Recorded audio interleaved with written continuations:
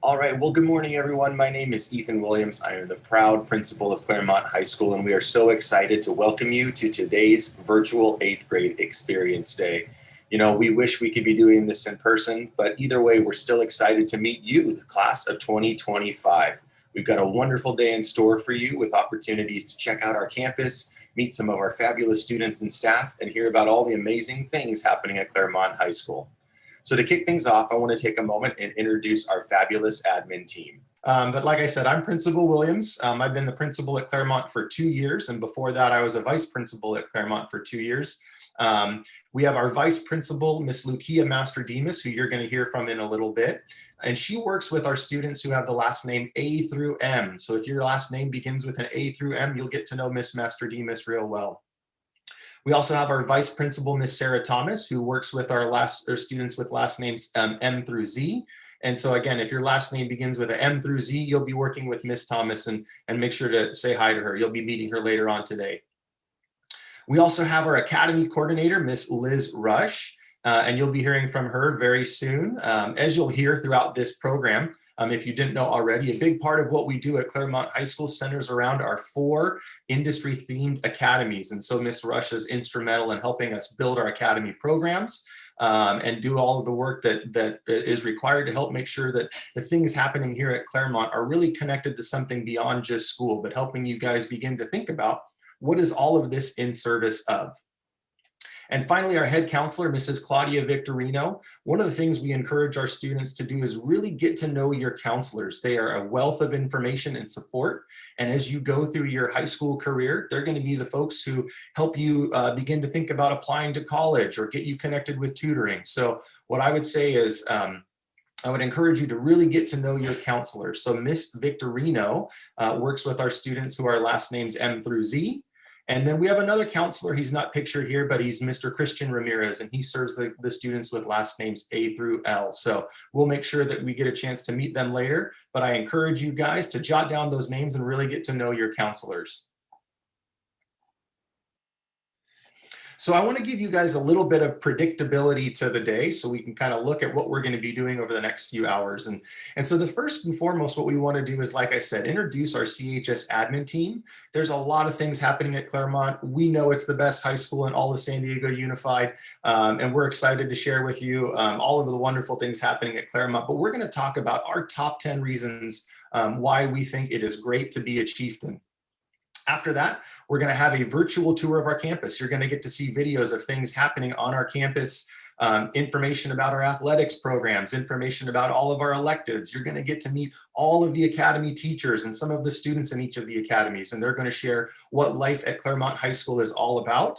After that, we're going to share the process for applying for your academy. So this is a very, very important step in your journey to Claremont. One of the things that we're going to give you information on is how you apply to be in a particular academy. So today, there's going to be lots of information about each of those 4 academies. So really pay attention, really key in on all the interesting things happening in our business academy, in our IT academy, in our engineering and design academy, and in our health and medical sciences academy. So that way, when you have to sit down and fill out that application, you feel informed and you feel ready to do that. And then finally, at the very end, we're going to end with an opportunity for you and your parents to ask any questions they may have.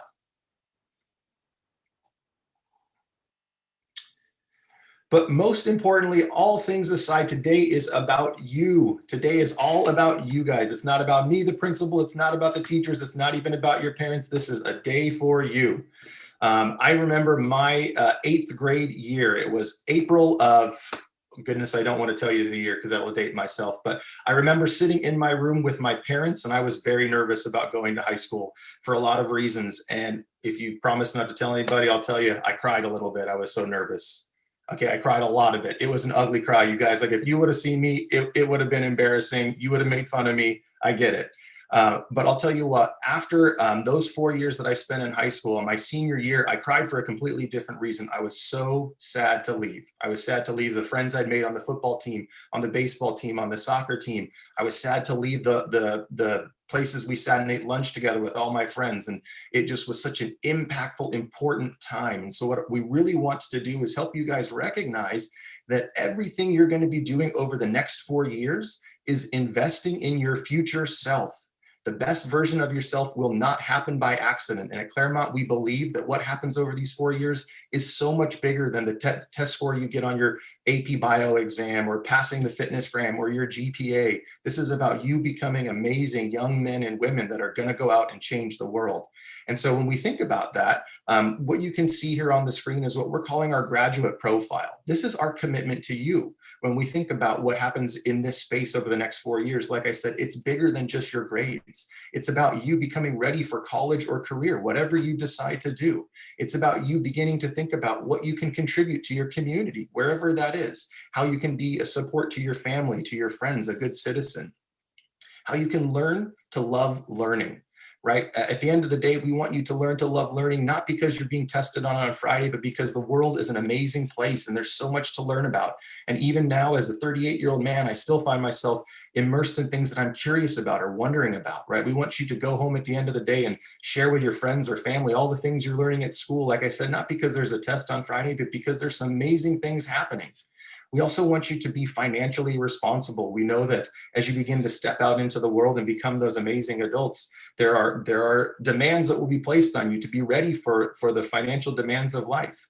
And then finally, I think most importantly is that we want you to be personally responsible. This life is your life. And if you don't recognize that now, there will be factors that begin to contribute to you without you knowing about it. And so what we really hope in these next 4 years is that you begin to think about the person you want to become and then pursue that person relentlessly. Think about the type of friend you want to be. Think about the type of athlete you want to be. Think about the type of citizen you want to be. And then we want to help you get there. So today is about you. We want to share all the things that we have here at Claremont to help support you with that and begin this relationship and this partnership between you, us as a school site, and your family, and help you grow into the amazing young men and women we know you can become. So welcome. Today is your day. We're excited to share this with you. And I think we're going to jump now to a video. I want to share that this video was made by our fabulous ASB, our Associated Student Body, hint, hint, wink, wink, remember that. And they're going to share a little bit about what life at Clairemont High School is all about.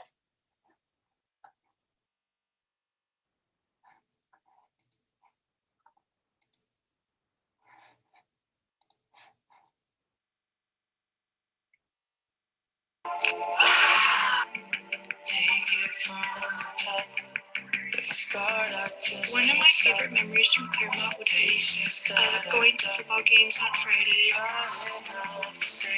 The Claremont High School is school dances and late night soccer games.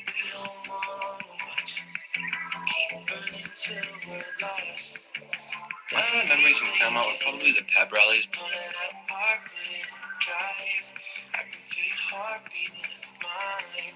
On the days of the Pep Rallies, you knew it would be a good day. Probably one of my favorite Claremont memories was probably dancing in front of everyone at one of the Pep Rallies.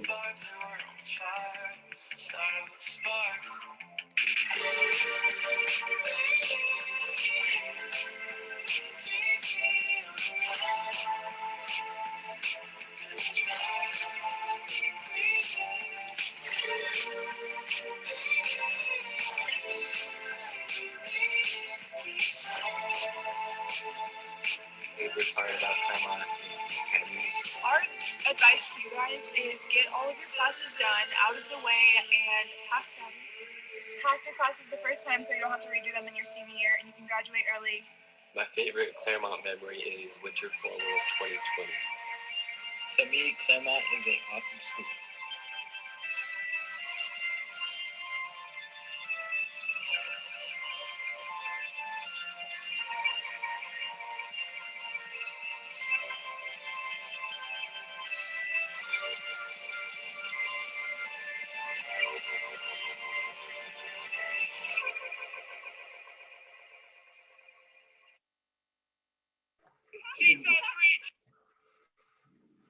Well, guys, I am Thomas. I am your vice principal, like Mr. Williams said. And if that wasn't enough reasons, I'm going to give you another top 10 reasons on why you should be a chief.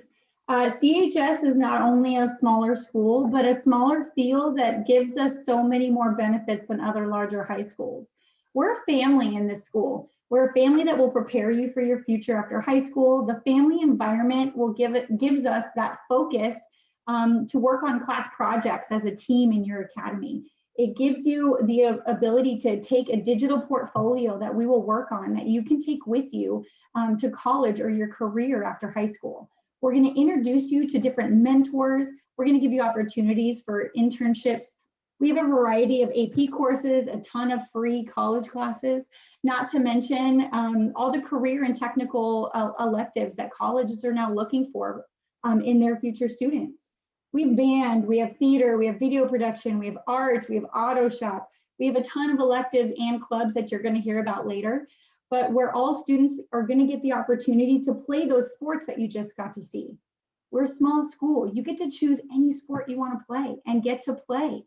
Try out sports that you've never tried before. And while you're playing those sports, you're going to learn what it means to really be a chief. Here today, you're going to hear from many different people that you get many different people to get pumped about why Clairemont High School is going to be the best start to the rest of your life. So buckle up and listen up, because today is going to be your first step in becoming a chieftain.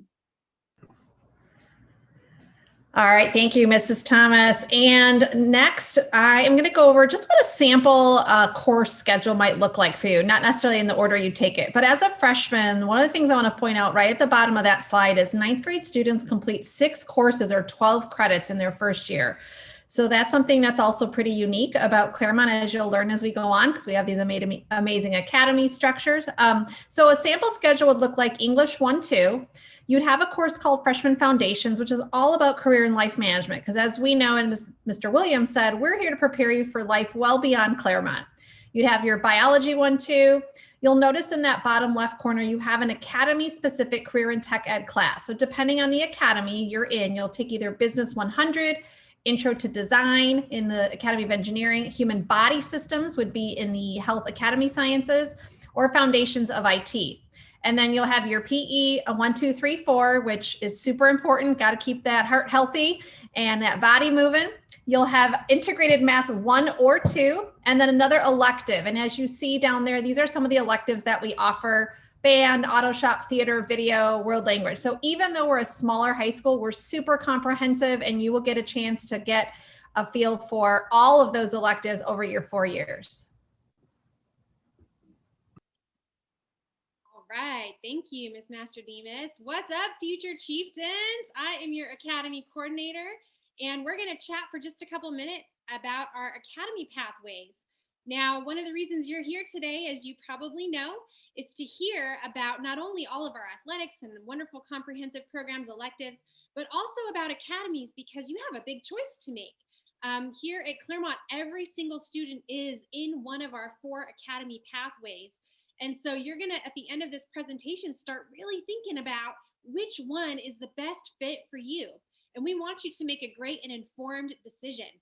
Now, the first question that we always have to answer is, what in the heck is an academy, right? Not every school has academies. We're kind of special that way. And so I want to take a minute and explain to you with this little visual. When we say the word academy, what do we actually mean? Well, we like to think of an academy as a house. And I also like to use the analogy of Harry Potter. Any Harry Potter fans in the room? I hope so. Love the books, love the movies. Well, in Harry Potter, if you've seen it or read them, you know that there is a big school called Hogwarts, and that at that big school, there are different houses, and the students are kind of divided up into teams, and they have a little bit of a community, right? Sort of a small family environment within that school. And they also have a little friendly competition, right, with some of the other houses. Well, we're just a little bit like that. So here at Claremont, every student is in an academy, and that academy is kind of like your home base. It's where you get to know the other students in your class. So there's really 4 pillars that make an academy what an academy is. And you can see them here depicted on the screen. First of all, you will be grouped together with the other students who choose that academy. And you know what's really special about that, you guys, is you get to stay with that same group of kids over 4 years and really build relationships. You know, when I went to high school, I had 6 different classes. I moved around. I had 6 different periods, and every class was a different set of faces and a different teacher, and no one really knew each other that well. It is not like that here at Claremont. You get to move around with the same group of kids. You really develop a bond and a friendship and a family environment. The second pillar, as you can see there, is our teacher team. Now, the other cool thing about being grouped together with students is that your teachers are also grouped as a team. And not only that, but they're an interdisciplinary team. So every academy has a dedicated English teacher, history teacher, science teacher, a career technical teacher specific to your industry. And you know what's really awesome? Those teachers work together as a team too. And so they get to know you. They even get to have you for a couple years in a row. For example, you might get your English teacher 3 years in a row, and you can better believe those teachers get to know you, and they become part of that family and your support system. We also have a super awesome sequenced curriculum in each academy. So if you are in the business academy, for example, you get to take a business class every single year that builds on itself. We are also way into projects here at Claremont. Project-based learning is one of the big things we push in our classes, and we really try to get you learning things that you're going to use someday in real life. And then last but not least, we are big on industry participation. We love bringing in guest speakers. We love taking our students on field trips to industry. We have a mentoring program. In 12th grade, we're going to send you out to work at an internship. And we believe all of these things together make an academy an academy. But if you had to remember one word from this slide about what an academy is, I want you to remember the word family, all right? Because that's the one we hear the most from our students. So these are our 4 academies right here. I'm sure you've seen them before, heard about them, or know somebody in one, but we have the Academy of Business, the Academy of Engineering Design, we have Health and Medical Sciences, and Information Technology. And I promise you, you're gonna get to hear lots more about these today. You're gonna hear from teachers and students from each of these 4 academies, and they're gonna tell you about all the wonderful and awesome things they do in their program so that you can start to decide which one of these is going to be the best fit for you. Real quick, I want to say one quick thing about these 4 academies, because one of the first questions we always get from students and parents is, hey, how come you only have 4? And how come it's these 4 topics and not something else? And what if I don't really like one of these? And so what I like to remind students and parents is 2 major things. First of all, we were very purposeful in the 4 topics that we picked for our academies. And there were kind of 2 driving reasons. The first thing is that we have done a lot of research, and these 4 industry areas are the 4 highest growth industry areas. So translation, what that means is this is where the jobs are going to be. And so if you have one of these skill sets, you are making yourself more marketable for one of these fields. The other reason we chose these 4 is because they're very general. You know, when we get to, when we talk about the medical field, for example, everyone immediately thinks of doctors and nurses, but did you know that there are like 50 other professions that fall under the umbrella medical field? You're going to hear more about that today. And so these, we're not trying to make anyone choose a major or push you or pigeonhole you into a major that you're picking now for life. It's not like that. Here at Claremont, we believe all 4 of these academies offer you some amazing skill sets that you can take with you and translate into many different professions in many different fields. And so if I were to go right now into my Academy of Information Technology, for example, and I line up all the students and I say to them, which of you is actually going to go into an IT job next year? Probably about 50–60% of them would say, yeah, I got this. I want to be this. I want to be graphic designer. I want to code. And then the other 40% would probably be super honest with me and be like, yo, Miss Rush, I know for sure I'm not going to go into that field, but they will usually say something like this. However, I have learned a lot about problem solving, or I've learned a lot about coding, or because I did this project, I've learned that I absolutely love graphic design, and so I'm going to go into this field. And so they can almost always point to how the learning in their academy has helped shape their future, even if their future is not in that specific industry. And so that's why it's really special here at Claremont. And I don't want you to get bogged down with the decision of, oh my God, I have to become a business person for life. That's not how it works, okay? So let's move along for a minute and talk about what today is going to look like. And then we're going to take a little break and jump into our presentation. Now, most of you hopefully saw already that we created a notes document for you today. And so what we're hoping is that as we get into our presentation and you hear about all of our awesome programs, there's going to be a lot of information to digest. And, you know, we're kind of bummed it has to be on Zoom, but it is what it is. So we want you to take notes. We want you to write things down, because later you might want to go back and look at your notes as you're making your decision about the academy that is the best fit for you. You might also want to make some decisions about athletics that you want to try out for, or a sport team that you want to find out more about and contact the coach. So you got to write this stuff down and plan your future and be the best version of yourself, like Mr. Williams said. Now, this document is going to be in the chat. And so if you didn't already have access to it, you can click on the link. I think it's already in the chat. And the key here, though, guys, is you have to make a copy of it. You can't edit it just by clicking on it. You have to actually go to your Google Drive and you have to click that file, make a copy. And once you have made a copy of the document, you'll be able to save it to your drive and you'll be able to click into it and take notes at will. So I highly recommend that you keep your Zoom up on one window and then you bring up your notes page on another window and then type in some notes as we go. Here's the other great thing. We are recording this entire presentation and we are posting it to our website later today. And so if you need to go back and watch something over again, like I always need to do, you can take notes on it at a later time too, if that helps you. All right, so go ahead and click open on those notes if you haven't already and save those. You're going to be needing them a little bit later today. Now, we have one very important thing we need every single person on our Zoom to do for us today. We have a attendance form. It's very quick and easy. It's a Google form. So students who are joining us from Marston today, you're obviously missing class, and this is taking the place of your class. And so we are taking attendance for your teachers today. And the way you're doing it is on this form. We are posting the link in the chat right now. And so we need you all to get on this form, and you're going to take about 3-4 minutes. It's super fast. You're going to be typing in your name. I'll just show it to you guys really quickly. You're going to be typing in your name, your first and last, your email. You're going to select if you're a student or not, and then some of the questions are going to change. Parents, if you're joining us today, welcome. We are so glad that we can host you on this event too. We also want you to fill this out. You're going to have some different questions, but we really love to know which of our parents are in attendance today. And so what we're going to do right now is we're going to take about 3 minutes.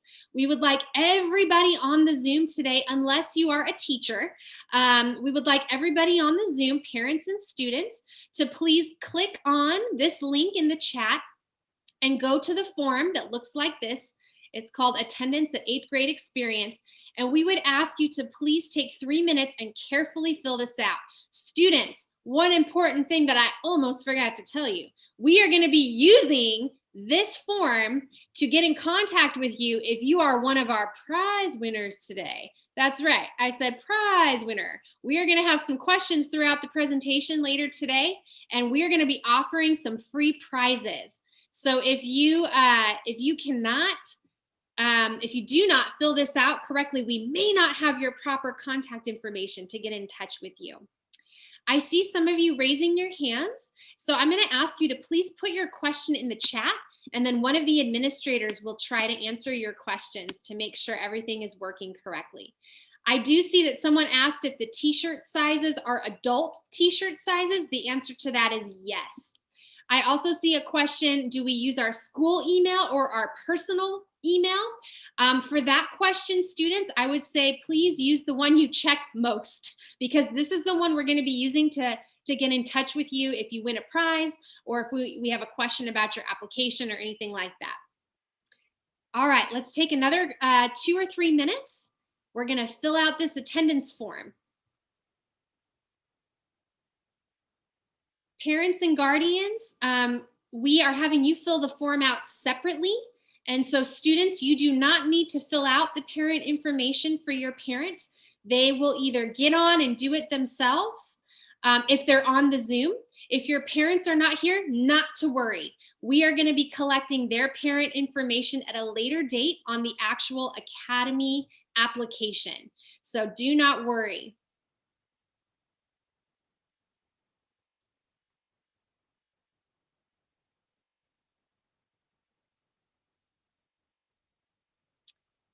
I see a question about teachers completing the survey. No, Marston teachers and Claremont teachers, there is no need for you to complete this survey today. Thank you for being here, though. We appreciate it.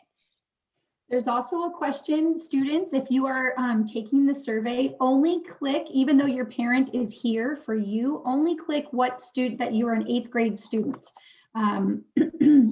If you click parent or guardian, it'll take you to a different part of your survey.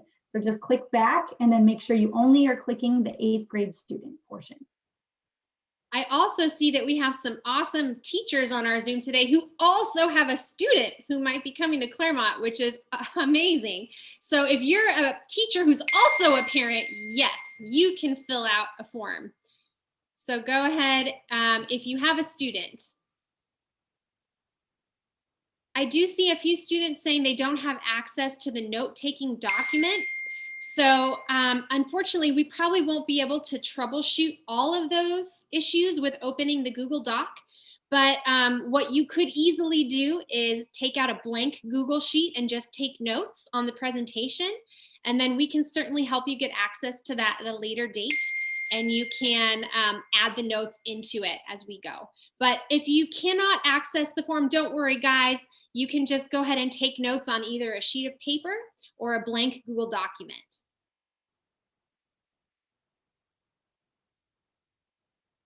So once again, if your parent is not with us today, you do not need to fill out any parent info because this is not your Academy application form. You're going to be filling out a much more official and more important Academy application at a later date. And then you will be able to give us all of your parent information. This is really just to collect our attendance for today. And so we just want an accurate record of who is with us today. Some of us are saying that we're not able to submit. If you can't submit, that means there is probably a question you left blank. So just go back through and double check. It looks like some of us are maybe not able to complete it without the parent part filled out. So if that's the case, just fill in whatever you know about your parent information real fast so that you're able to hit the submit button. All right, so if you're still filling this out, no problem whatsoever, because what we're gonna do right now, we know this is gonna be kind of a long day. We're gonna take a 5-minute break. So we're gonna take a 5-minute break right now. We're gonna start a timer actually in just a minute. So if you still need a few extra minutes to finish that attendance form or to finish filling out or downloading your notes page and get ready to take your notes, you have time to do that. We're gonna go ahead and start a timer for 5 minutes in just a moment here.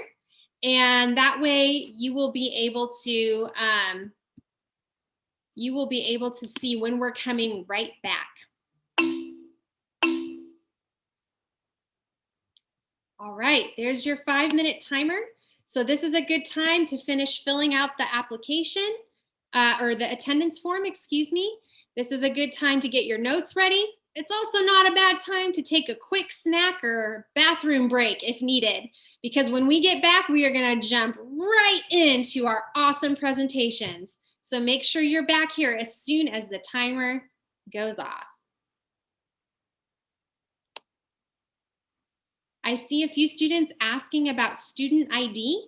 The student ID that we want you to report on the attendance is the same one that you would use to log into your Chromebook or netbook or to log into PowerSchool to see your grades. It's the same student ID that you use to log into your computer. If you are from a school other than a San Diego Unified School, go ahead and just give us whatever student ID you are familiar with. The t-shirt sizes, once again, are for adults, not for youth. So think about what size you would need in an adult size t-shirt. And you do not need to put your password in the student ID part, just the ID number, not your password.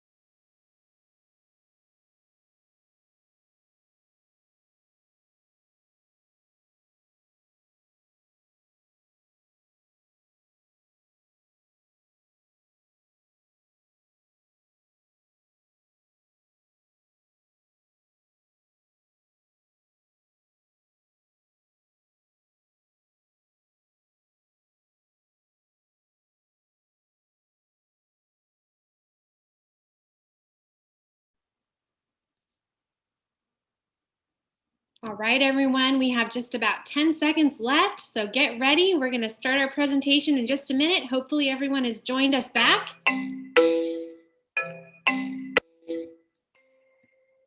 All right, so what we're going to go ahead and do now is we're going to get ready to take what we're calling our virtual tour. Now, obviously, if we were on campus, one of our favorite things to do would be to take you on a tour around our campus and show you all around so you can get a feel for what we have. And then we would probably stop you at certain places around our campus to hear about all of our awesome programs. Well, guess what? You're not going to miss out. We're going to do that today, but it's going to be virtual. What we've done is we have a little video that we're going to show you at certain points that give you that little virtual tour, and you're going to get to see our campus on a video. And then we're going to pause at certain points in the video and let some of our teachers and students talk to you about the wonderful things that are happening here at Claremont. So first stop on our virtual tour today, we're going to get a little introduction to the campus. We're going to see some of our main quad areas and our library. And then our awesome ASB students are going to talk a little bit about life here at Claremont, our culture and our clubs. So first we're going to watch the video and then we'll hear from some of our ASB kids.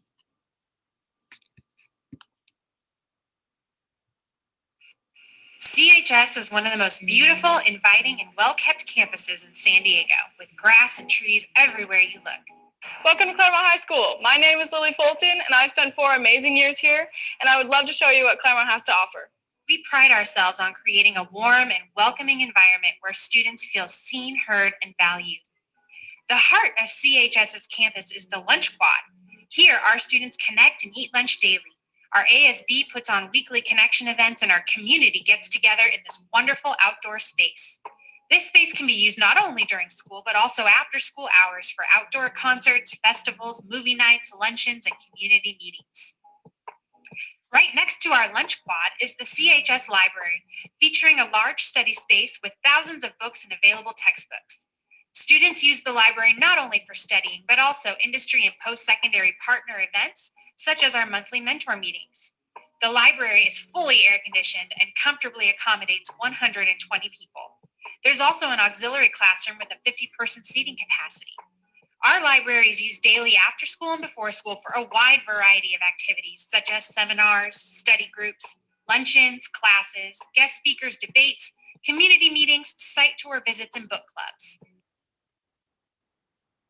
All right. So that's just a quick little introduction to our campus. Now, I would like to go ahead and welcome some of our ASB leadership students who are going to tell you more about the wonderful things that our student body does here at Claremont. I believe our first speaker for ASB is student Allison Cunningham. Allison, take it away. All right, hi everybody. Thank you, Ms. Rush, for that amazing virtual tour. You can go ahead, go to the next slide, please. Now, some of you might be wondering, what does ASB look like at Clairemont High School? Well, I'm ASB president, and I've been part of ASB for 3 years, and I immediately fell in love with it.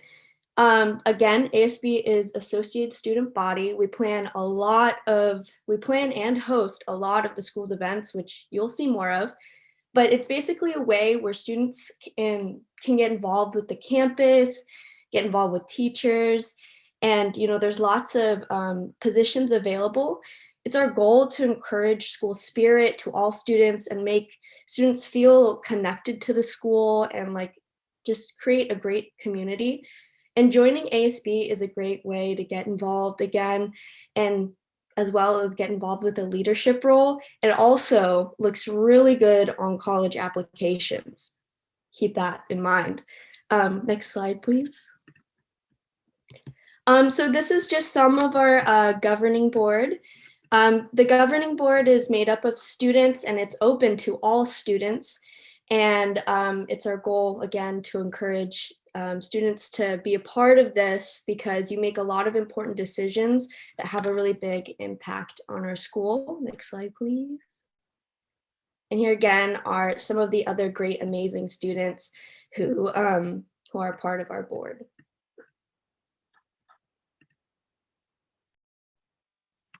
Hi everyone, I'm Kiana Miller. If you've seen on the previous slide, I'm our Commissioner of Events. I'm a Marston alumni and I've been in ASB for the last 4 years, and I'm also in the Health and Medical Academy. And my position means that I am head of all events such as our dances. In the first slide, there was a picture of our football field. We actually had a movie night last year. And so I'm just going to be talking mostly about dances. So at CHS, we have 3 dances every year: homecoming, winter formal, and our spring dance, which sometimes is Sadie's, where boys ask or girls ask boys. And some of the pictures on this slide are from homecoming and winter formal last year. Homecoming and the spring dance are held in our school gym, while winter formal is held in an outside venue. Last year, we had an amazing winter formal at Paradise Point in Mission Bay, which you can see in the top right picture. ASB works really hard on dances, and for homecoming, we even start to begin theme planning as early as the summer. And everyone comes up with a theme that they like, and the committee votes on which one they like the most. And last year for homecoming, because of the jokes of the Area 51 raid being on September 20th, our homecoming dance happened to be on the same night. So we made our theme like space themed with elements like aliens and stars. And ASB comes super early to the school and begins prepping the gym before the dance happens. And then we all go home and get ready for the dance. And then the next day, we go clean up the decorations. And for all of our dances, we hire a DJ and we give them a playlist of songs that we like that a lot of students like at the time. And the rest of the playlist is based after that. And although you may not be in ASB to help set up for the dance, we like to encourage every student to come and just have a night out with their peers. All right, hi you guys. My name is Lily. I am in ASB for the past 2 years and I'm the vice president. I'm also in Health and Medical Academy like Allison and Kiana, so we've been together all of our years and close. So basically, I just want to talk to you guys about Spirit at Claremont because we are huge on Spirit, as you can see in the slide. We do our student section for football games during the fall, and we always go all out with our themes. As you can tell, we do orange and blue, neon, white out, black out, pink out for breast cancer awareness. We do all sorts of things. Our themes are always super fun, and we always get so much participation. You can see the chalk throwing. We do lots of singing and dancing and shouting and all kinds of things and supporting our teams. And we love to show up and just support. And so that's like a huge thing at Claremont is you guys, we always participate in all the events because it just makes for the whole experience to be so much better. Next slide, please. And we also do pep rallies. So every year we have about 3 to 5 pep rallies. It kind of varies because sometimes we do a welcome back pep rally like we did last year. Sometimes there's like an extra random pep rally in there kind of thrown in. But typically there's about 1 per season. And it always introduces all the sports for that season. So we have all of our sports run out. As you can see in the little GIFs we have on the slide, there's a bunch of cheering and lots of spirit going on. But in ASB, basically what we do is set up and tear down and run the whole pep rallies. So we just make a skeleton is what we like to call it. And it's kind of like a plan for the pep rallies. And we have it kind of laid out like this presentation, like with times and certain things. And it's very organized. So that's all what your ASB does behind the scenes. And it's always something super fun to be a part of because it's just makes the whole day and weekend, like Kiana was saying, the Friday of wake up early, go to the school to set up and then go home and then play senior night for your sport and then go home and then the next day is a dance and you got to set up and you got to tear down and it's just makes for the whole experience. So we really encourage that you guys participate in these events.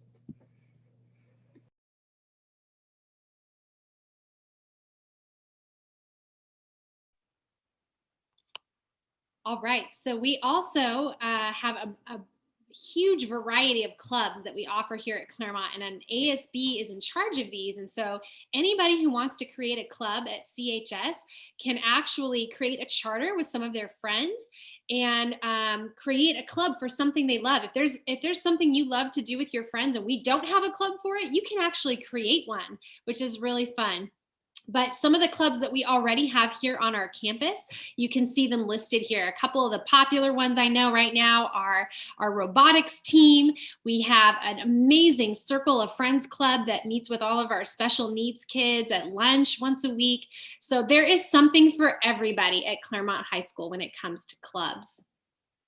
So now we are going to do a quick poll. ASB is interested in getting your student input for next year. So I'm going to introduce Ashley Garcia to explain this poll to you for a minute.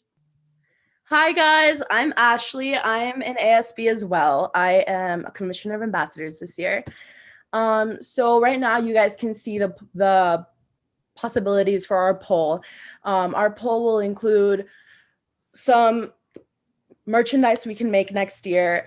We want to get your guys' input to make sure we make something you guys will love. So if we can pull up that poll, please.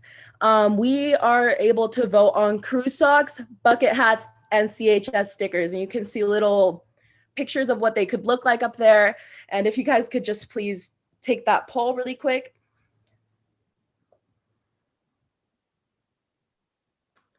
Great, we see people voting. We got about 50% who voted. We're gonna wait just another minute till we see 100% because we need everybody's vote. Exactly, thank you so much, Ms. Rush. Up next, we have a question. So if you guys could hurry it up so we could get some prizes in this. All right, we're gonna end that poll and see the results. Are you ready, Ashley? Yeah, let's go.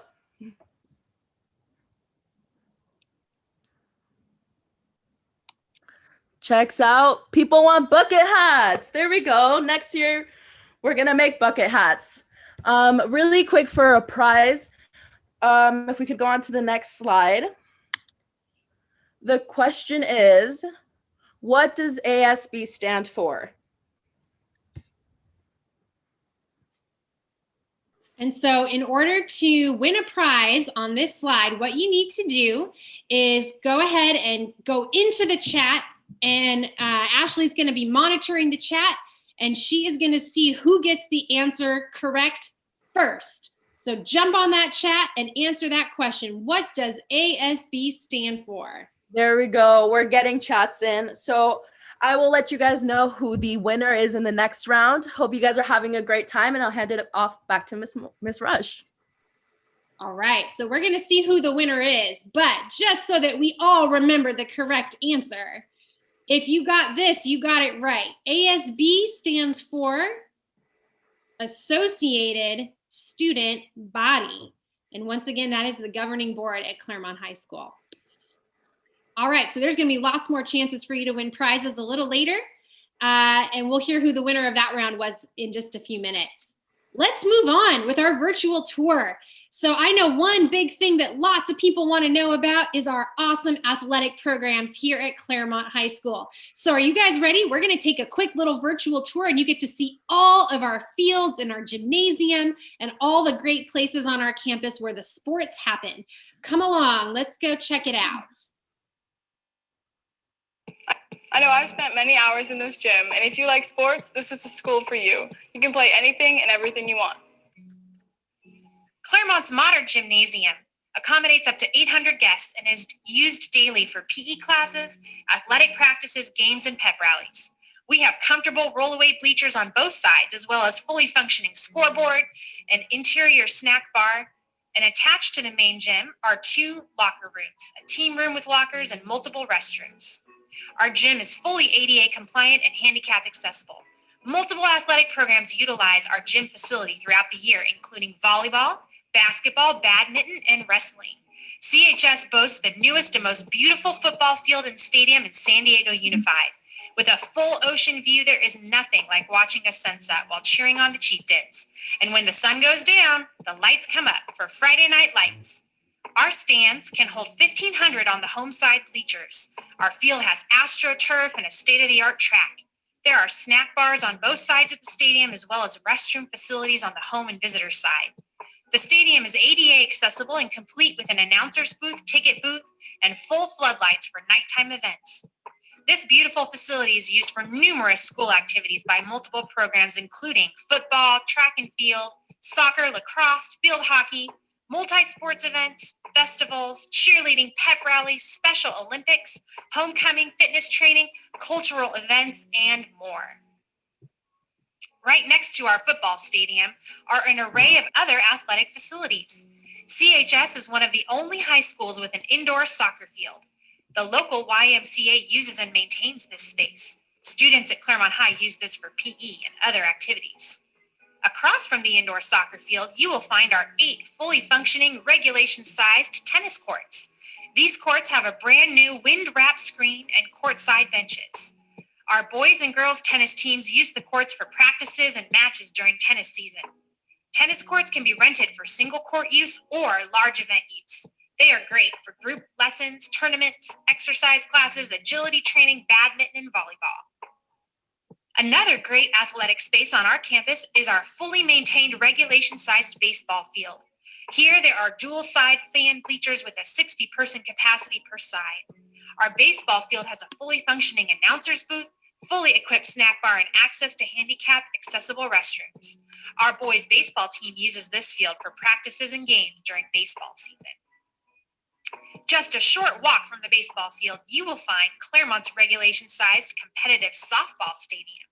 Here, there are 2 shaded dugouts with visitor and home bench seating, which can accommodate up to 100 guests. There's also an announcer's booth with a fully functioning PA sound system. While softball is the primary program that uses this facility, other teams use the fields for training purposes.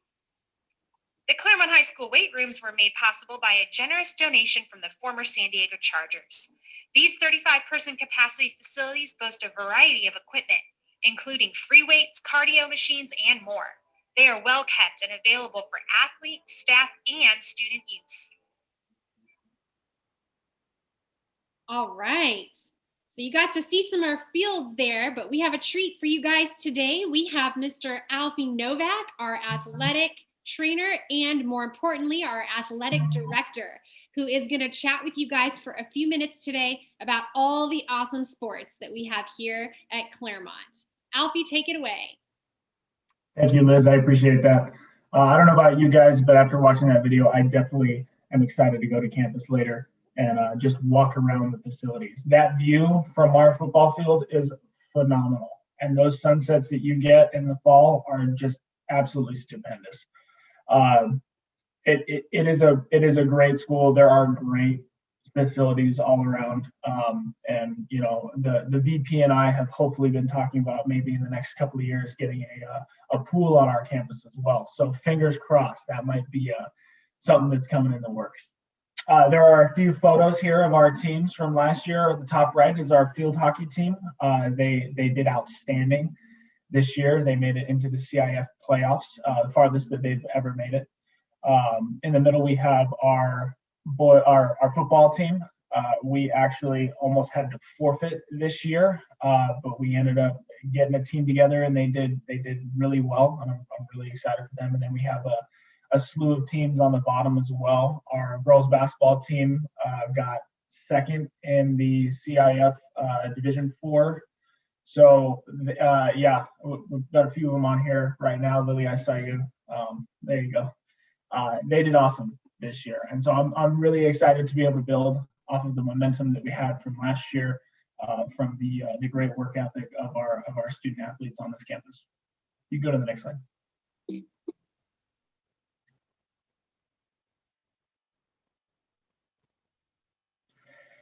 So a little bit about me. As Liz said, I am the athletic director. I'm also the athletic trainer. I got hired here as the athletic trainer first in 2016. That's what I got my bachelor's in science in at San Diego State.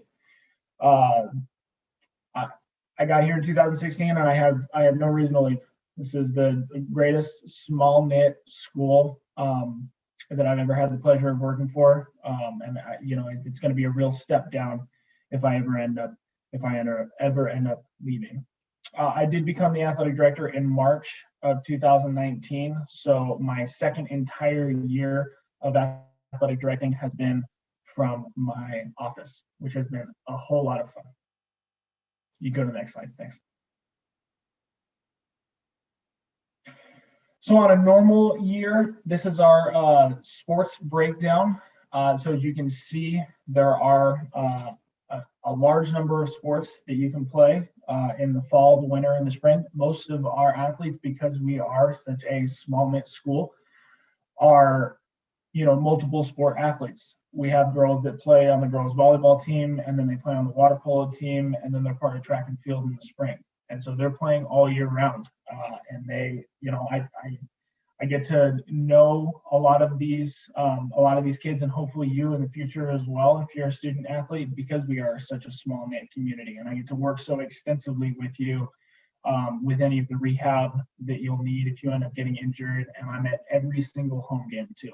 So I get to watch you guys in the classroom, and then also on the field, which is really, really exciting to be able to see both aspects of that. Really quickly, this is just the athletic clearing process. What I would like for you guys to take down is that email right there, anovak@sandy.net. That's going to be really important for next year when you guys are trying to get cleared for your sports. There's a really quick process and just 3 things that I need from you in order for you to be cleared for the entire year. There's an athletic clearance, and there's actually a typo there on that athletic clearance. That's okay. There's an athletic clearance process that you need to go through where you put in your medical information and your insurance and everything like that. You'll need to get a physical. The packet will be on that athletic clearance website. And then all I need outside of that is a photocopy of your current insurance card. Our athletics website, chschieftains.com, has a tutorial for athletic clearance, which will explain the process really easily. If you ever want updates on any of the sports that are going on, like the few sports that are going on our campus right now, like we had our first tennis practice yesterday, field hockey's practicing, we had a cross country meet yesterday where our girls actually won the meet, and we had a boy who got the best time at Morley Field. We are in really good footing for our cross country team to win the league this year, which is really exciting. So if you guys ever want to catch up on that or ever hear about any of the news or anything like that, the chschieftains.com website is a great place to be able to be as informed as you can be.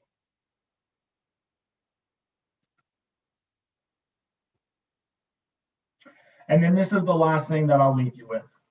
So as you step onto our campus and you become a student or a student athlete, we really want you to embody what it means to be a chief, right? And to have those attributes as you don our uniforms, as you wear our school gear, as you're out in the community, when you're playing away at another site, when you're involved with your club. Really, these 5 things should be things that are resonating with you all the time.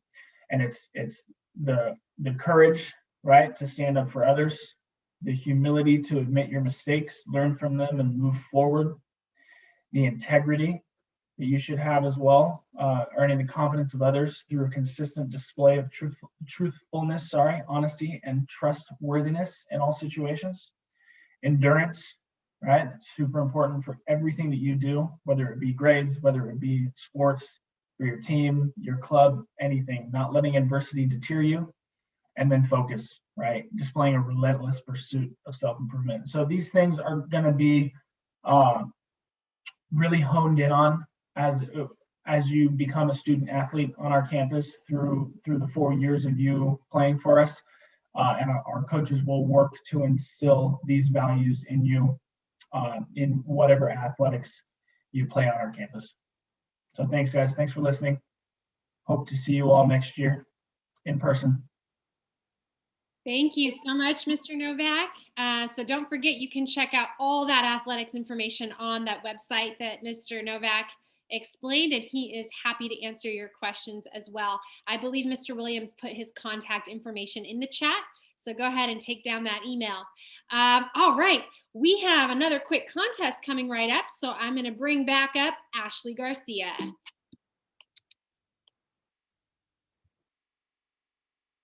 We might need to unmute Ashley.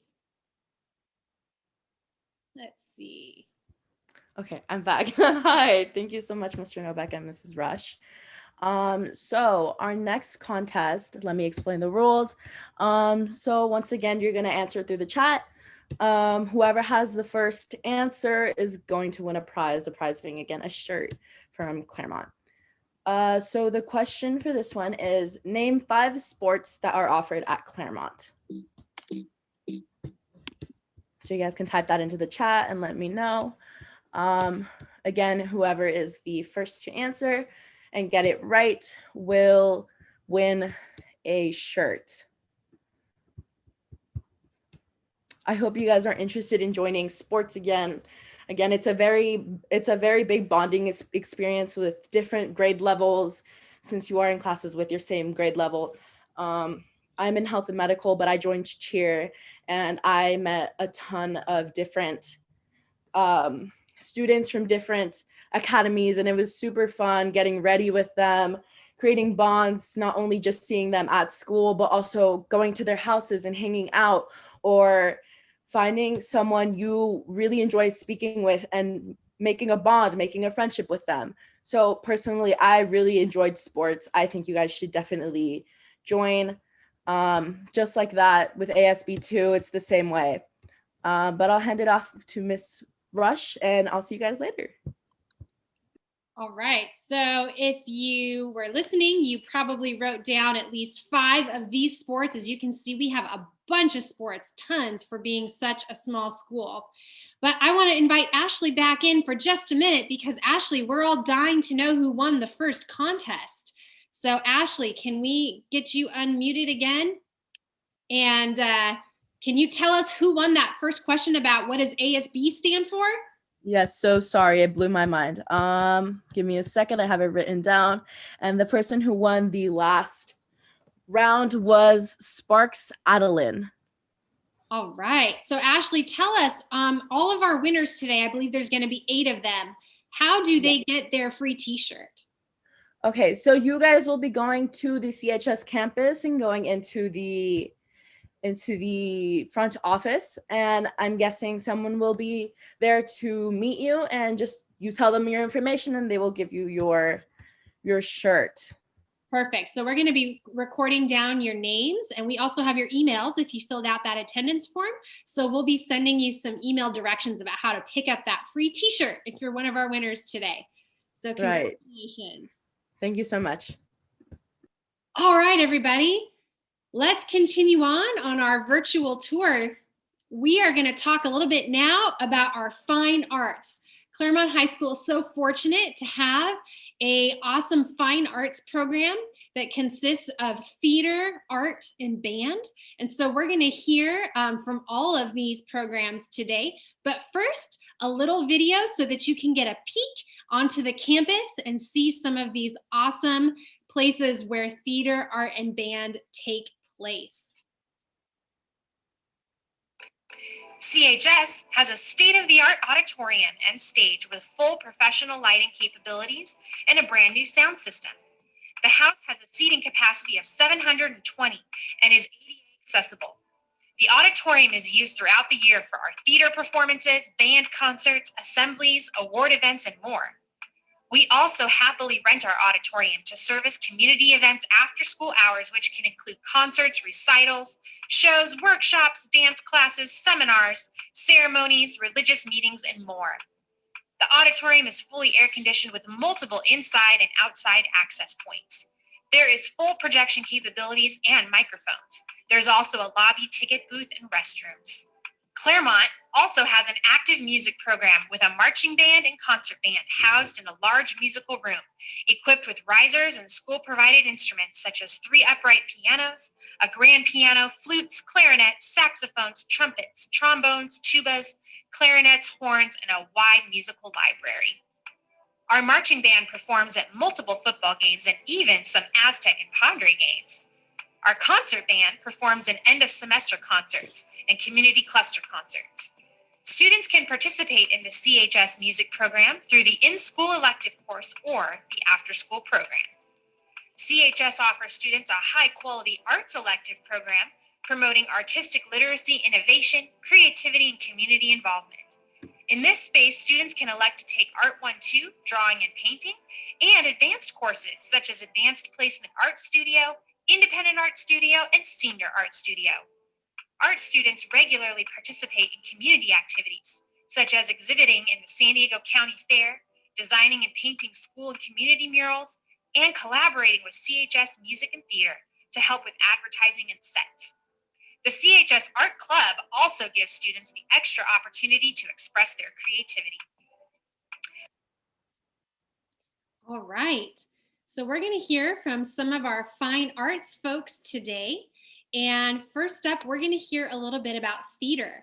Our theater director, her name is Nicole Cantalupo. She was unable to be on this Zoom today, but she did record a message for everyone. So we're going to go ahead and hear from her now. Hello, my name is Nicole Cantalupo, and I am the theater program director here at Claremont. CHS offers drama as an elective course, and we have an after-school program. We produce 4 shows each year, including plays, musicals, variety shows, and our annual senior-directed one-acts. We also have an improv club, and we are part of the National Thespian Society. Theater offers opportunities for students who like to work both on stage and backstage. We are always looking for new people to join, whether you want to act, sing, dance, build, paint, sew, write, stage manage, or direct. All are welcome to join, no matter your prior experience. We've even continued to make theater virtually during the pandemic, so look out for our next show, A Lighter Shade of Noir, streaming in April. If you would like more information, please email us at claremont.theater@gmail.com. Hope to see you in the fall. All right, so we have a wonderful theater program. They do, as you heard, a couple major productions a year. So much fun and such a great skill set for those of us who just want to learn to be better in front of an audience or be good at public speaking. Nicole runs an amazing program, so we hope that you'll get involved. Next up, we are going to hear from our band director, Miss Jennifer Dossett. Hello, everybody. As Ms. Rush said, my name is Miss Dossett. I am the band director at Claremont. Similar to theater, we have an in-class or in-school class that takes up one of your class periods. And we also have an after-school club, which is where we house marching band. So our concert band, which is the during school day class, we perform all sorts of music. If you are interested, I have school-owned instruments. So if your hesitation that you don't own an instrument, I got you. Don't worry. We perform 2 concerts every year, one in the winter and then one in the spring at the end of the year. We listen to music, we talk about music, we compare music, and we just hang out and we have fun together. The marching band, as I said, is the after-school club. We've performed all over the county. We've performed at Petco Park. We played the national anthem, which with a bunch of other schools from the district. We've performed at Qualcomm, RIP, for an Aztec halftime show. We went to Bay Park Elementary and we've played there. We've done parades, and it's just a really great time to explore music, to listen to music, to have that common bond. I mean, who doesn't love music? Everybody loves music. I would say if you're on the fence or you're hesitant about joining band, when in doubt, do it, right? Music is the great communicator. You can express anything through music. I will happily help you on your musical journey, teach you how to play an instrument, and just have fun. And you get to wear a super cool uniform if you're in marching band. So always down for that. All right, thank you, Miss Dossett. What an awesome opportunity to be part of the Claremont High School Band. So now we're going to hear from another one of our fine arts programs, and I want to introduce our art teacher and director, Mrs. Laura Berlin. Hello, everybody. I'm the art teacher here at Claremont, and I just want to say first off that I feel fortunate and blessed every day to be part of this community and be able to share my passion for creating art with students at Claremont High School. I'm not going to go into a lot of detail because a lot of the things were said in the tour, but you can see in the slide that we do lots of different art. We offer beginning classes to advanced classes. We do things like drawing and painting and ceramics and sculpture and digital and commercial art. Most of all, we engage with each other, we collaborate, and like music, everybody loves art. We have a real good time. So next slide. So as well as inside the classroom, we do lots of things around campus and in the community. We do a lot of campus beautification projects. We work with other classes like biology and engineering to design, help design projects and beautify things. So we're all over the place. We also do exhibits on campus and off campus in the community. At the Del Mar Fair, we've done things downtown at galleries, we've done exhibits at Seaport Village. So any chance we have, we jump in and get involved, and that's what makes it really a lot of fun. We also learn a lot about artists in the community and also art history. So we jump in and we absorb ourselves in art. Next slide. Okay, and we have an active art club. So you know, if you enjoy creating things, if you enjoy being with people, this is a place where you can, you know, do that with other people, like-minded peers. We are involved with all the campus events and activities. We make things for winter festivals and homecoming and all kinds of different things. Down at the bottom, you can see that one of our big projects that we've been working on for the last like 5 years in a row, except for last year it was canceled because of the pandemic. But we do a landscape exhibit competition at the fair, and it's always themed, and we have to problem solve. We have to come up with designs, and then we have to build them. And it's really a lot of good life experience, and we have a lot of fun doing it. So you can see last year's was the Wizard of Oz theme, and we designed an exhibit, and we've been winning first place. We actually have won first place every time we've done it. So I'm going to let the members of the club say a few things here, and Ms. Rush will press the video. I'm Amelia, and I'm in charge of public relations for Art Club, and I think you should join because it's super fun to collaborate with all the other members. Hi, my name is Izzy. I'm a member of the Art Club here at Claremont. I'm also a junior here. I think it's really important for people to join clubs because the skills that you carry on to college are skills like communication and collaboration with people on projects that you are passionate about. Hi, I'm Carmen, Commissioner of Events, and I think you should join Art Club because it's super fun and anyone can join. Hi, my name's Addie. I join Art Club because we do a lot of fun projects and it's just amazing to be around people with a shared interest. Okay, next slide. Okay, so you can see that we do a lot of things. Even in this pandemic, we've been able to be determined, be creative, learn technology, and make art kits and distribute them. And we've been able to actually, these pictures are from distance learning during the pandemic. Some of them are even expressing their feelings, the ones on the right side that they've had during this whole quarantine experience. So anyway, art is smart. Be smart, make art, come make art with us. Thank you. Thank you so much, Miss Berlin. And I can't say enough about all the wonderful programs Miss Berlin does. And all of our VAPA teachers, our visual and performing art teachers, go above and beyond and stay after school and do such amazing things, not only for our students, but also for our whole community. So thank you so much to our visual performing arts. we're about to do one more contest, but before we do, I was just noticing in the chat that a lot of students are asking some questions directly to me as the host. And since I am actively monitoring our presentation and clicking the slides, I would like to invite you, if you have a question, to send your questions in the chat to Mr. Ethan Williams, our principal. You should be able to select who you're actually sending your question to. So if I haven't been answering your question, that's why. I'm kind of the presentation monitor here, but I promise you that you will get some of your questions answered in the chat if you send them to Mr. Williams. Also, don't forget, there will be a Q&A at the very end with all of the administrators. And so you're welcome to stay on and ask your questions then as well. All right, Ashley, I think we're ready for another quick contest. All right.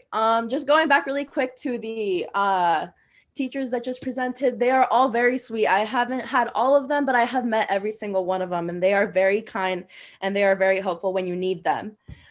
So going on to the contest, again, you guys will be putting your chats in, and whoever gets the right answer will win the prize. So last round, it was Trent Gorsuch, if that's how you say it. Sorry if I butcher your name. But you won a shirt. So for this round, the question is, let me pull it up. What CHS Fine Arts programs function as an elective class and an after-school program? So whoever can get the chat going. Oh, wow, you guys are quick. Okay, so I will let you know who won the next round.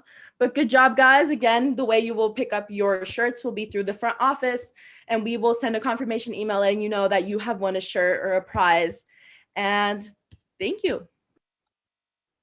All right, the correct answer for that question, and we'll find out who the winner is in a few minutes, but the correct answer is all of our fine arts function as not only a class, but also an after-school program. And we like to remind students and parents of that, because sometimes people get confused. They're like, wait, if I'm not in the class, how can I be in band? Oh, but you can. You can be in marching band after school. Same with theater, same with art. So you can do both, or you can do one or the other. You can do the after-school program or the class. So everyone has access to these amazing programs. All right, everybody, let's continue on our tour. Come along with me, and we are going to talk now about some of our technical electives here at Claremont. We have two awesome programs that have state-of-the-art facilities on our campus, and that is our video production lab and our auto shop, which is right on Claremont High School's campus. Let's watch the video and see some of these unique and amazing spaces. One of our most popular and state-of-the-art expensive facilities on campus is our video production lab and broadcast studio. This facility is a HD industry-grade broadcast studio. The same contractors have built similar studios at Point Loma Nazarene University and Cal State Fullerton. In this elective program open to all, students produce a weekly news show as well as learn how to create and edit professional videos. When a chieftain leaves our campus having taken video production, they are ready for the next level of broadcast communications. CHS is also lucky to be one of the only high schools to have an elective automotive program where students can work in an industry standard automotive lab. Our automotive lab consists of 8 bays, 2 alignment machines, 5 car lifts, 8 professional Matco rollaway toolboxes, and just about everything else one would need to perform most automotive tasks. It is truly a great place to start for those students who choose this as a hobby or a career. The CHS Gardens are a wonder to behold. The CHS Garden Gang, made up of numerous students, teachers, and parents, maintain the campus gardens as a voluntary effort. Each Saturday throughout the school year, they spend hours weeding, planting, and harvesting. Claremont High boasts 7 unique garden spaces, all with unique flora. The turtle pond in the main CHS garden is also home to koi fish and turtles. All right, so here with us today to present to you a little bit more about our awesome broadcast journalism and video production program is our teacher, Mr. Darren Sparks. Take it away, Mr. Sparks. What's going on, yo diggities? Welcome, welcome. I wish we were not at distance learning because it's a lot more fun to walk through my classroom when the 8th graders come in. I see Ms. Bowers over there. She's a regular 8th grade tour. And just like Dosset, the band member, Bowers is a big Aztec supporter. Dosset's a former Aztec. Hey man, it is like a big family when Marston merges with Claremont, and it is a lot more fun to see my studio in person. Like the video said, it is a state-of-the-art facility, you guys. It's $2.5 million for that room, and that's just the TV studio. That's not the classroom, which everybody has their own independent, individual Mac computer. So we are a Mac-based video production program. And the slide shows students working with lights, working with cameras.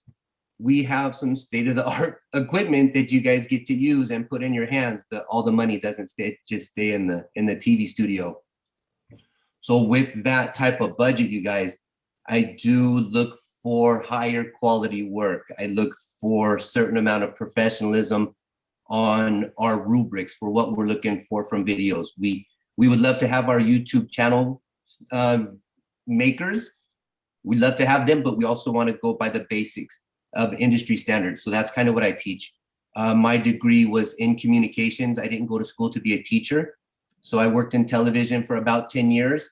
Technically, I still work in TV. I just worked 3 years ago. I was just working for CBS at the golf tournament. I was up at Farmers running some camera stuff. So I still stay near the industry. I try to keep fresh with that. And then my goal when you guys are in my classroom is if video production is your passion, I would either like to show you how to get a job in television. You could have done the same, by the time you're done with my class, you could have done the same thing I did at CBS and make $36.41 an hour. It was a fun weekend. I made cash money, y'all. But that is the point of this class. We are a CCTE class, college or career technical education.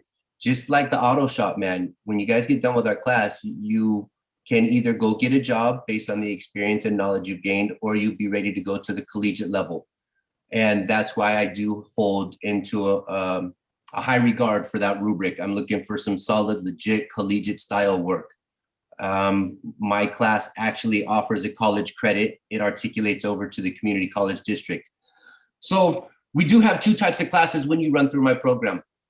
To make it a little more interesting, if you come in for the first semester and you're in video production, our projects, you'll make a commercial, you'll make a music video, and then at the end, your final would be a 10-minute short film. So by the time you get done with my class as a video production student, you would have enough material to apply for USC Film School. And we actually had a student. She was the founding president for the film club, and she is at NYU Film School right now. And if you look on the slide, the bottom left-hand corner, we actually went to the Oscars last year before the pandemic hit. My film club, we rolled up to the Oscars. It was our second year in a row. We sat in the film and makeup symposium, and we sat in, it wasn't foreign films, it was animation 2 years ago, but we picked two symposiums to sit in on Saturday, and then they award the Oscars on Sunday. And I tell you guys, it's super fun to be at the Oscar event Saturday, and then you're watching it on Sunday, and it's like, oh my gosh, I was just talking to that lady yesterday, and she just won an Oscar award, an Academy Award. So the classroom stuff is super fun. It's high level. We will have a lot of fun things to do in the film club. We would like to go out and about. The film club also holds film festivals. Distance learning has made that a challenge, and I'm sure you all get that. Being on campus would be ideal. So when you guys come as ninth graders, man, hopefully we are back into full swing how it should be. And you'll make a bunch of videos. If you dig video production, then you'll go on to broadcast journalism. And what we do in broadcast journalism, I'm gonna share screen. I wanna share screen, but it says it's gonna stop sharing the slide. Is that okay, Ms. Rush? You know what, Mr. Sparks, unfortunately, I don't think we can have you share screen for this presentation. That's all right. So I can discuss that we do have a YouTube channel for our Claremont Student News. And so when you're done with video production, the next course would be broadcast journalism. And that's actually the class that transitions and gives you a college credit as well as a high school credit. It's kind of like an honors course, There's an exam at the end, and all of this stuff likes to translate from video production and broadcast journalism. And then Rush wants me to mention what we edit on.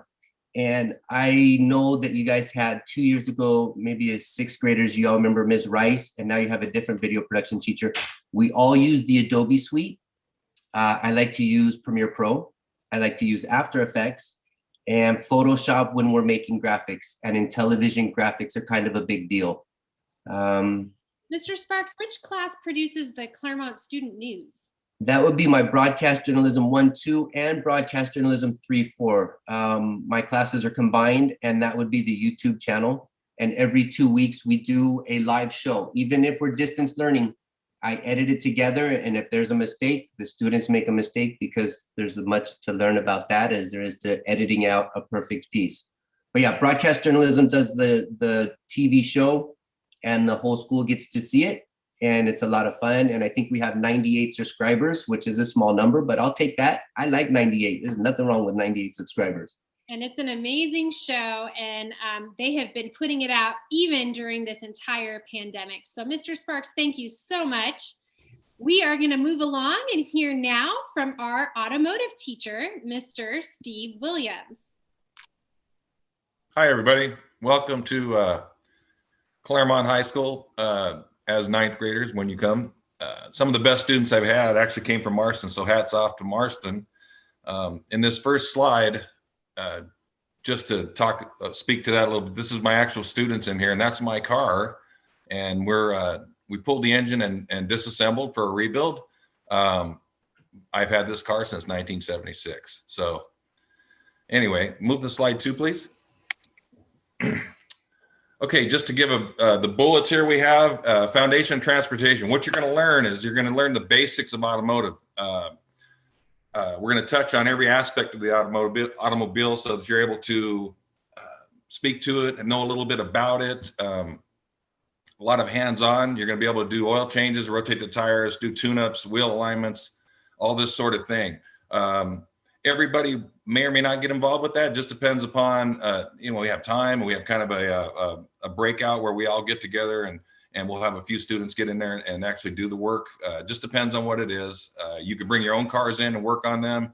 Some students are a little stronger at this than others that have had home experience, with helping dad out in the shop or in the garage doing different things. So just finished up one student like that came in with a lot of skills already. So that's helpful. The things that we teach you here, you can take with you for life.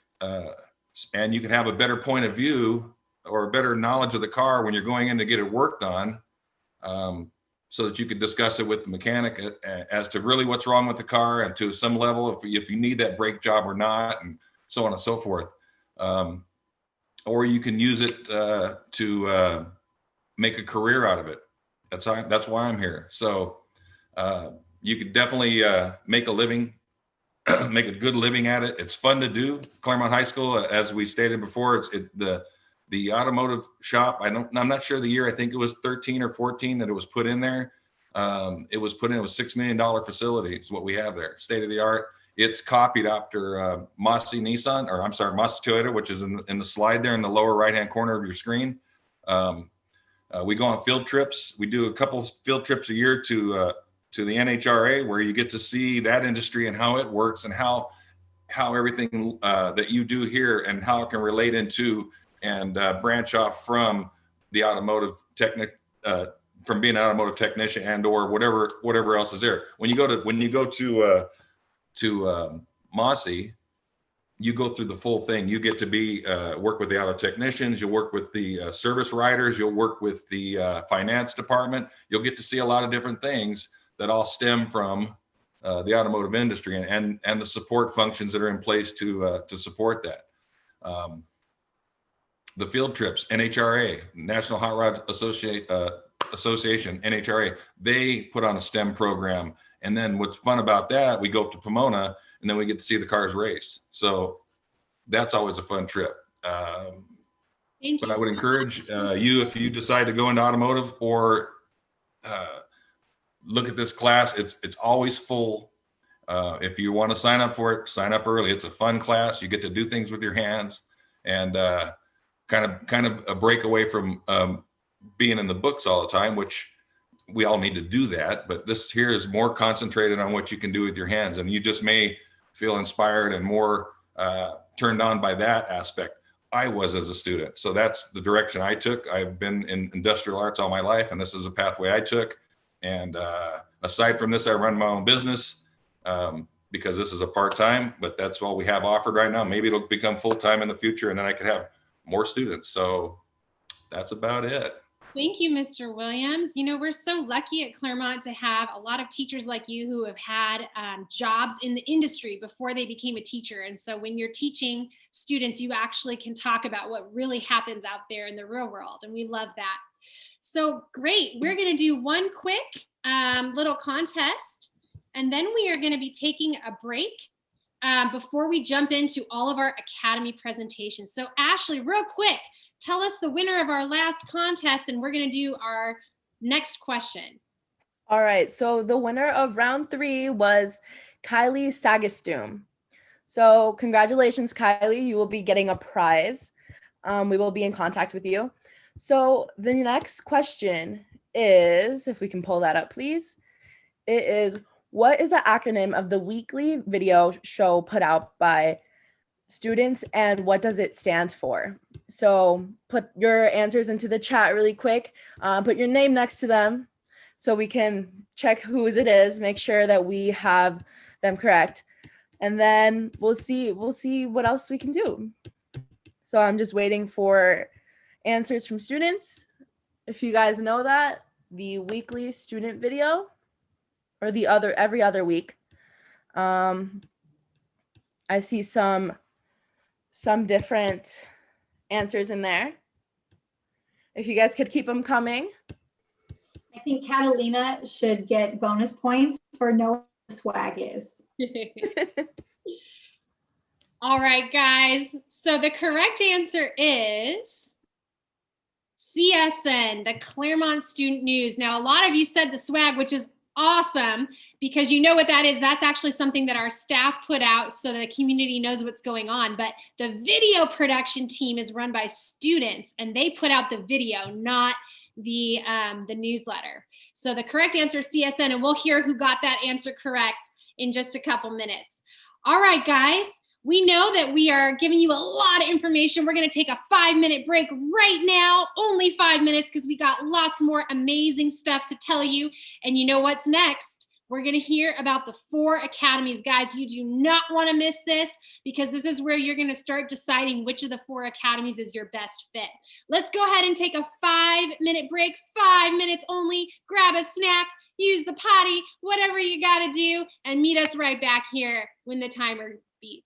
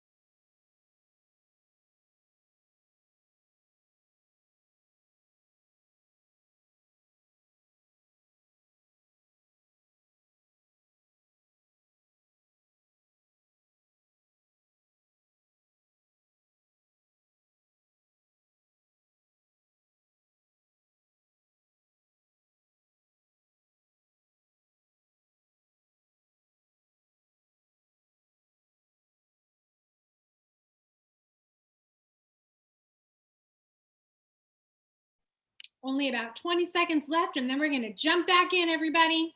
Buckle up, get ready.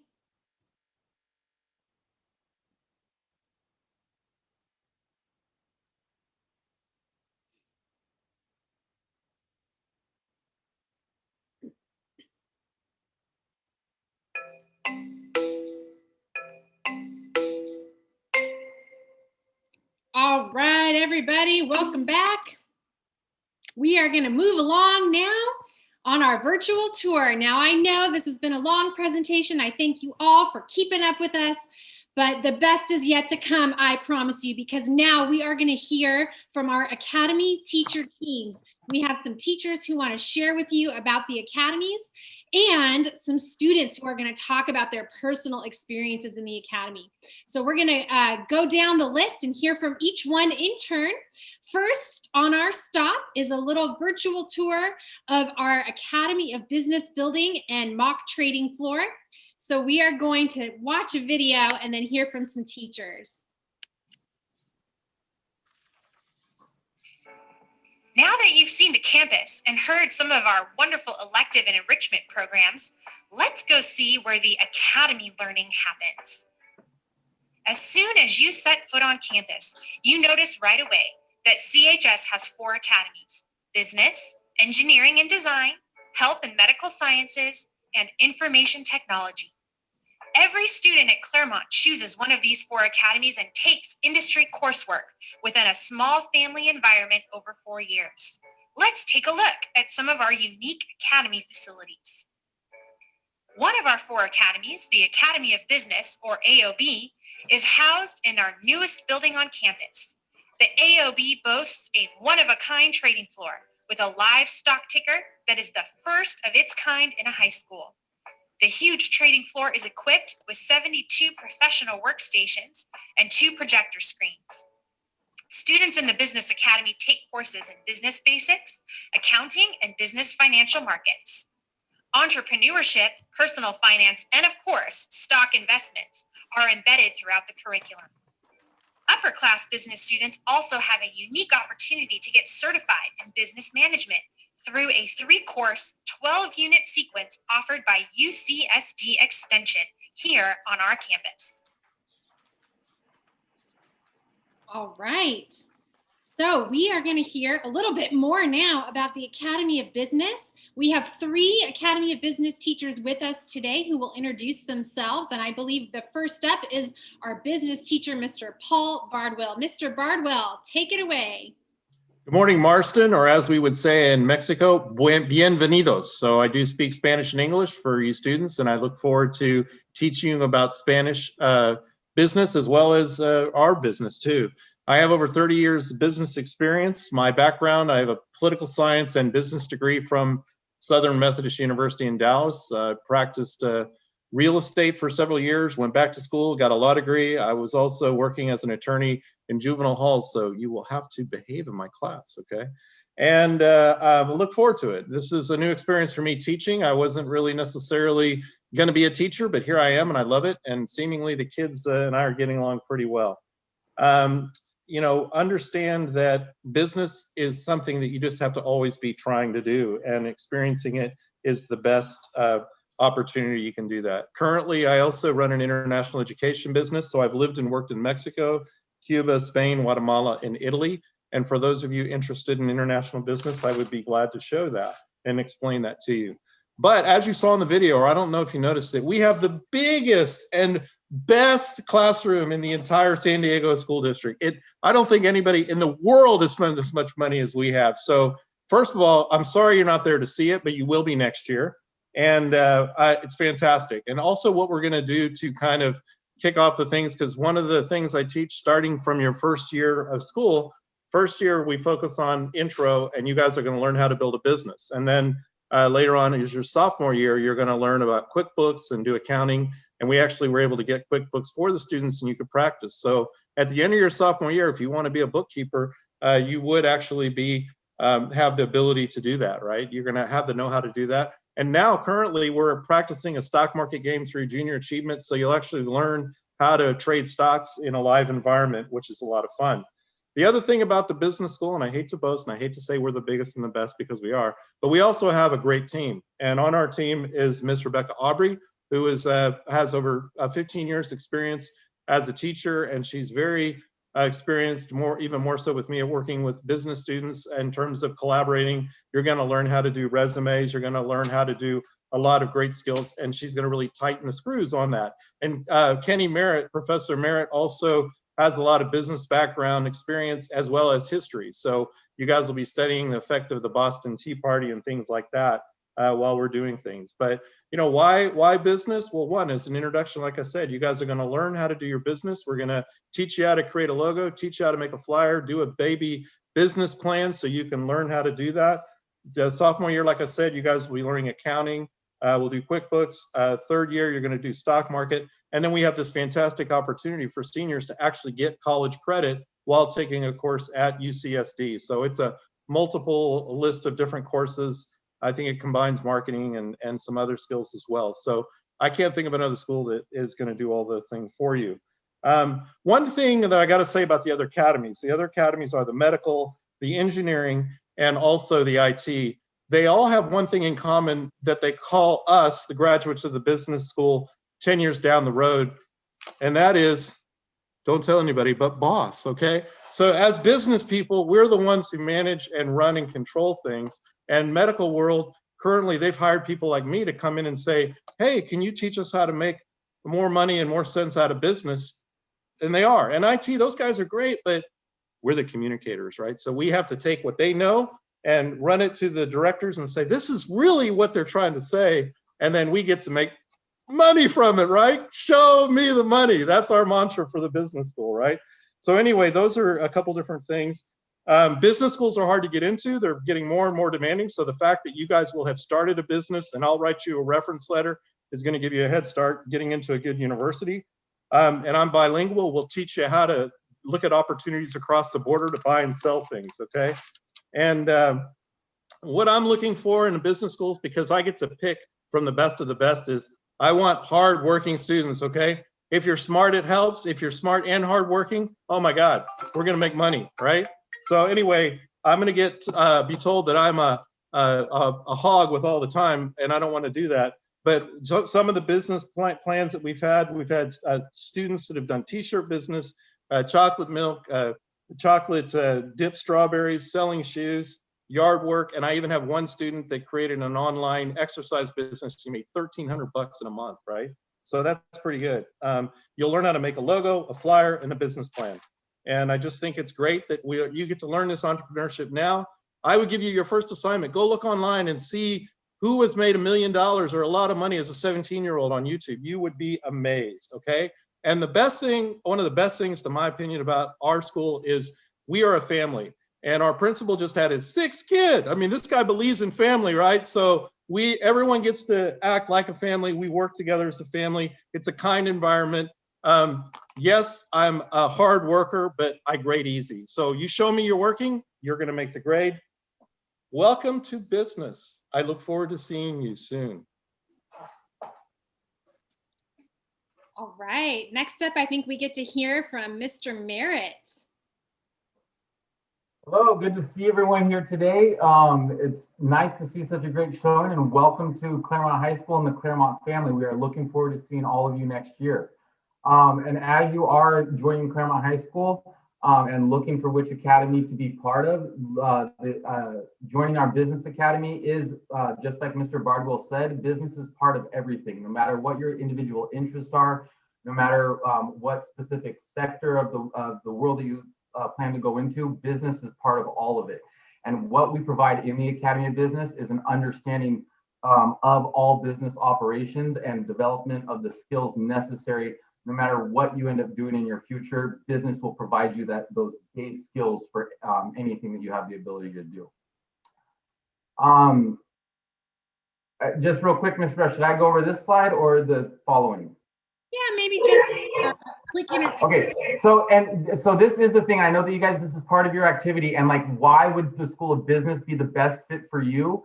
And like Mr. Bardwell said, like I completely agree with, is business is part of everything, and it's the skills that we have that make, or It's the things that we learn at the School of Business is applicable to everyone. So one of the first things, have you ever wondered what it would be like to run or own your own business? Well, the Academy of Business is for you. Are you curious about the stock market, real estate, wealth investing, how the economy works? Especially in these times, the way that our economy is changing so much, most of us are very well aware of the incredible things that have been happening with the stock market lately. And this is something that you don't need to be a business professional. You can be a student participating in much of these things that are happening in the business world today. And here at the Academy of Business, and with Mr. Bartle's class, as well as later in like our economics class, we are able to not just understand so many of these components of the business world, but also gain access to them. Are you someone who cares about social issues and how powerful people and organizations can make a difference? Have you an entrepreneurial spirit, thinking outside of the box, creative? Do you like to try new things? Again, all of these things, they seem so applicable to almost everyone, and you can find a home here at the Academy of Business to basically embrace whatever your overall interests are with a business mindset. Are you someone who wants to learn personal finance and how to work in a professional setting? Hopefully we all want to work in a professional setting. We all need to understand personal finance. So much about the Academy of Business, it really is, it's not just about being prepared for the professional world, but being prepared for life as well and understanding the world that we live in. Are you someone that appreciates presentations, public speaking, communication with others? We all know, as we have been converting into our virtual existence over the past year, how important communication is. There are certain aspects about the way we communicate with others, the way that our economy and society is changing. As much as we all look forward to moving back to the way that things were, our world has changed. There are certain things that need to be developed on a professional level as well as a personal level, with knowing how to present, not just in person, not just over the phone, not simply through a text message, but actually presenting formally in something like this, like a Zoom setting. So, and presentation is something that many people do struggle with, but throughout your time in the Academy of Business at Clairemont High School, those kinds of skills, again, these are things that help you in all aspects of life. Do you like taking charge of a team, managing a project, learning about leadership? Again, everything that's open and available for you here at the Academy of Business. Do you appreciate math conversations, budgeting, savings, or spreadsheets?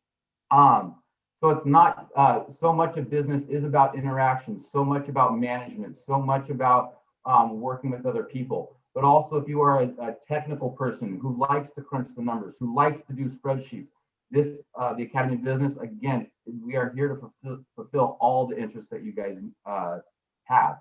We're here for you. Now, the video explained, and Mr. Bard will also explain the pathway that we take specifically in the Academy of Business with your courses through 9th, 10th, and 11th grade. And those are classes that we will all be taking in the Academy of Business. One of the things that's wonderful about Clairemont High School, the way that we have our 4x4 schedule, is that you have the opportunity to take additional classes more so than at many other high schools. One of those things that you guys have the opportunity to do is enroll in it's dual enrollment in both classes where you get credit for your high school, as well as you can earn college credit. By the time that you get to your senior year, you have the opportunity for multiple classes, and through the Academy of Business pathways, two of the most beneficial of those opportunities by the time you get to your senior year is we have an internship courses where you get to take all of the skills, all of that new knowledge that you've been developing over your course in high school, and you actually get to participate in an internship, be in the real world, get that business experience, which just helps you not only in your presence at the time while you're still in high school, but also prepares you immensely for the future with that background that many people don't get until they're in college, even later in their years in college. On that same note, one of the courses that's offered is the UCSD Business Management course. That was also mentioned in the video, but one thing that you need to be aware of is that when you take that course, and we've been offering this for 2 years now, you can get a business Management Certificate. And that is a certificate. You will not only be receiving your high school credit, you'll be getting college credits for that, and you will be getting your business management certificate, which will put you in a high standing for any job that you are applying to. Like we've said before, the way that business is part of any aspect of in the professional world, in the business world, to have that certificate already that you already have and that knowledge that backs it is going to put you off on the right foot no matter what your interests are in the future. Remember, business is a part of everything.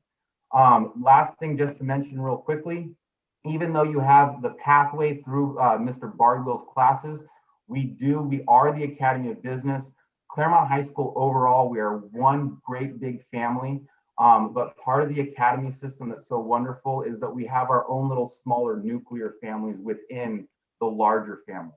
And in the Academy of Business, whether you're in a specific business class with Mr. Bardwell, whether you're in with Miss Aubrey for English and Language Arts, or you're with me for our history classes, we approach it with a business mindset. We can see where we're almost like always kind of in a way thinking at things from a business perspective, developing not just the skills to navigate the business world, but understanding the way that business works and how much of an influence it is in all aspects of life.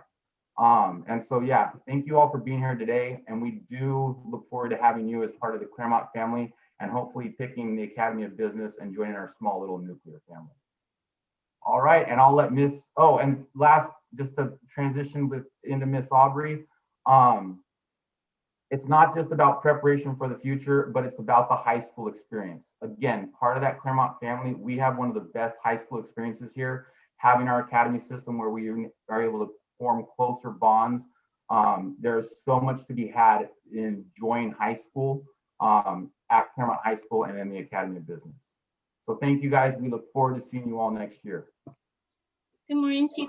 Miss Aubrey. I will be your English teacher for 9th, 10th, and 11th. So I want to talk briefly about the projects that we have. In each grade level, we have 2 business projects that you would work with English. And 9th grade, we also include your biology class. And then 10th and 11th, your business projects are business, English, and history. So that's what Mr. Merritt meant by like we all work together. So Mr. Bardwell did a really good job covering what you do in the entrepreneurship project, which is probably the most favorite project in 9th grade.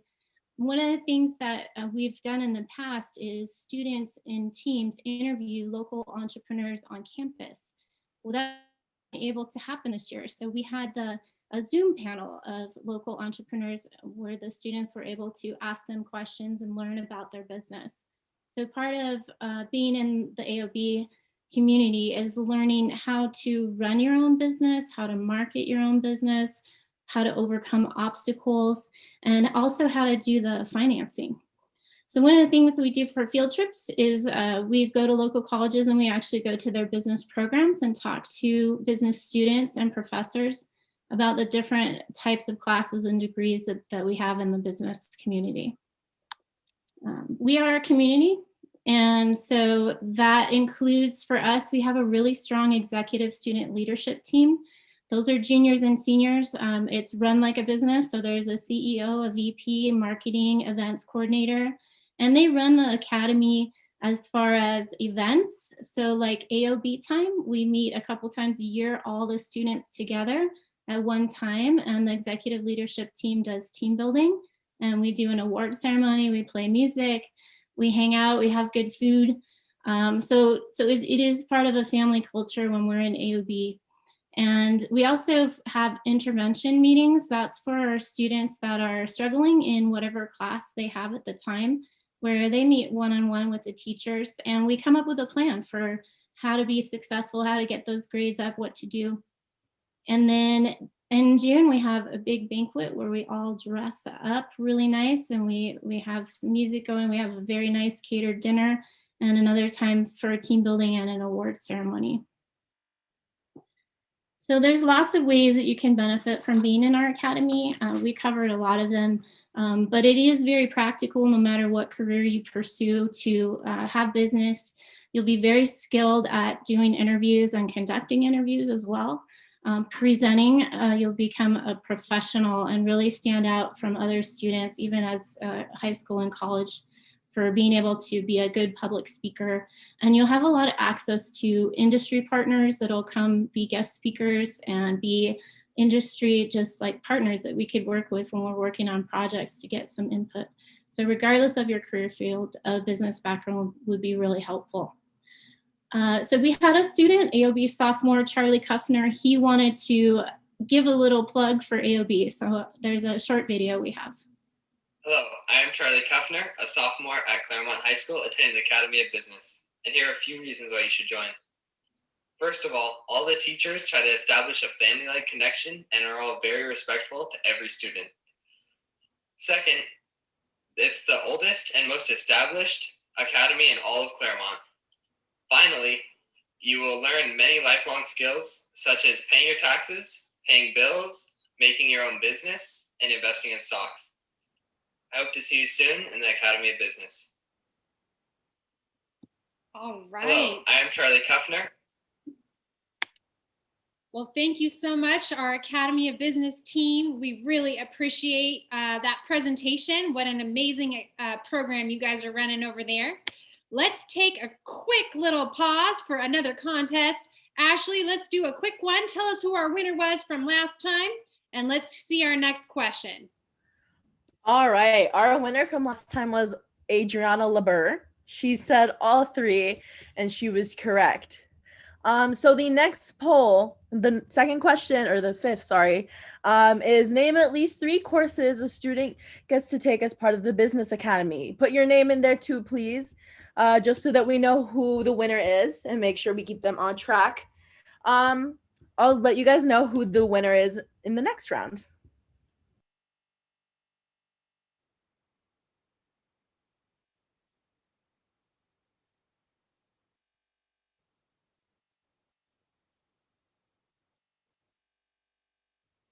All right, we're going to move right along now on our virtual tour. We are going to tour the engineering facilities and then hear from our Academy of Engineering teachers. Let's take a look.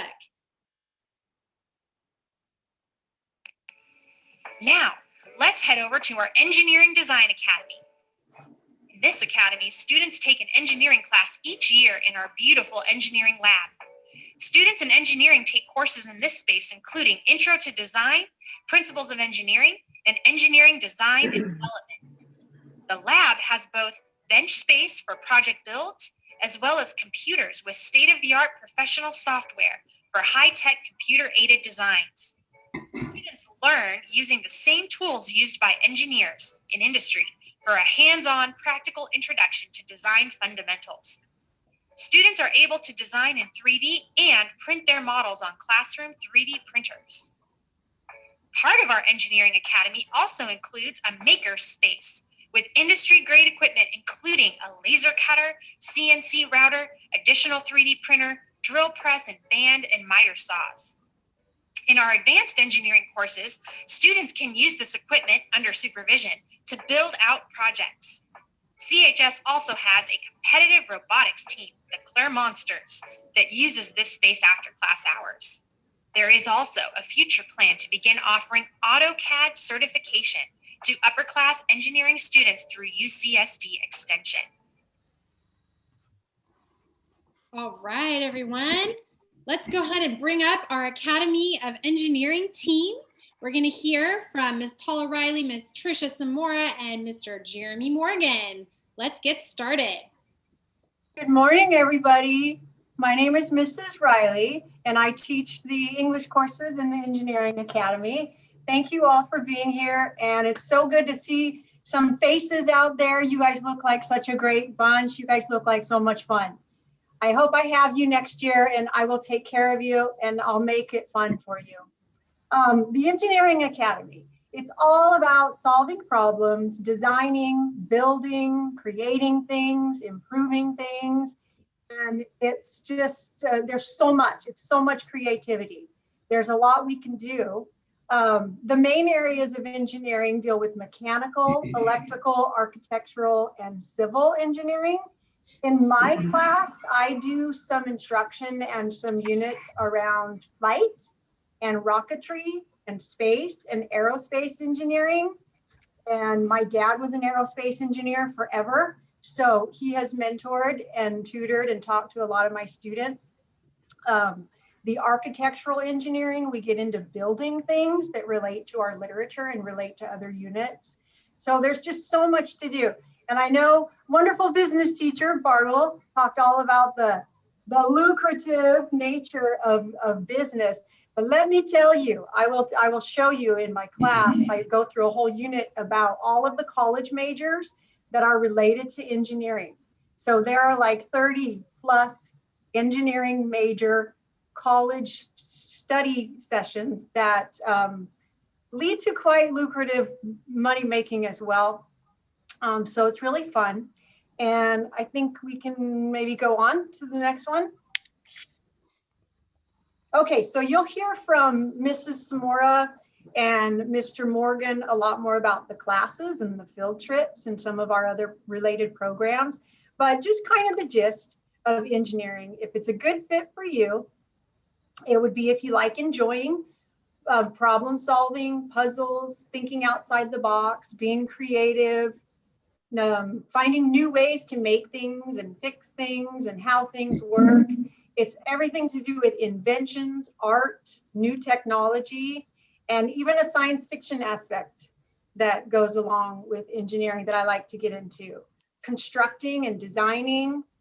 It does involve a lot of math and geometry and physics, but it's also very artistic and very creative.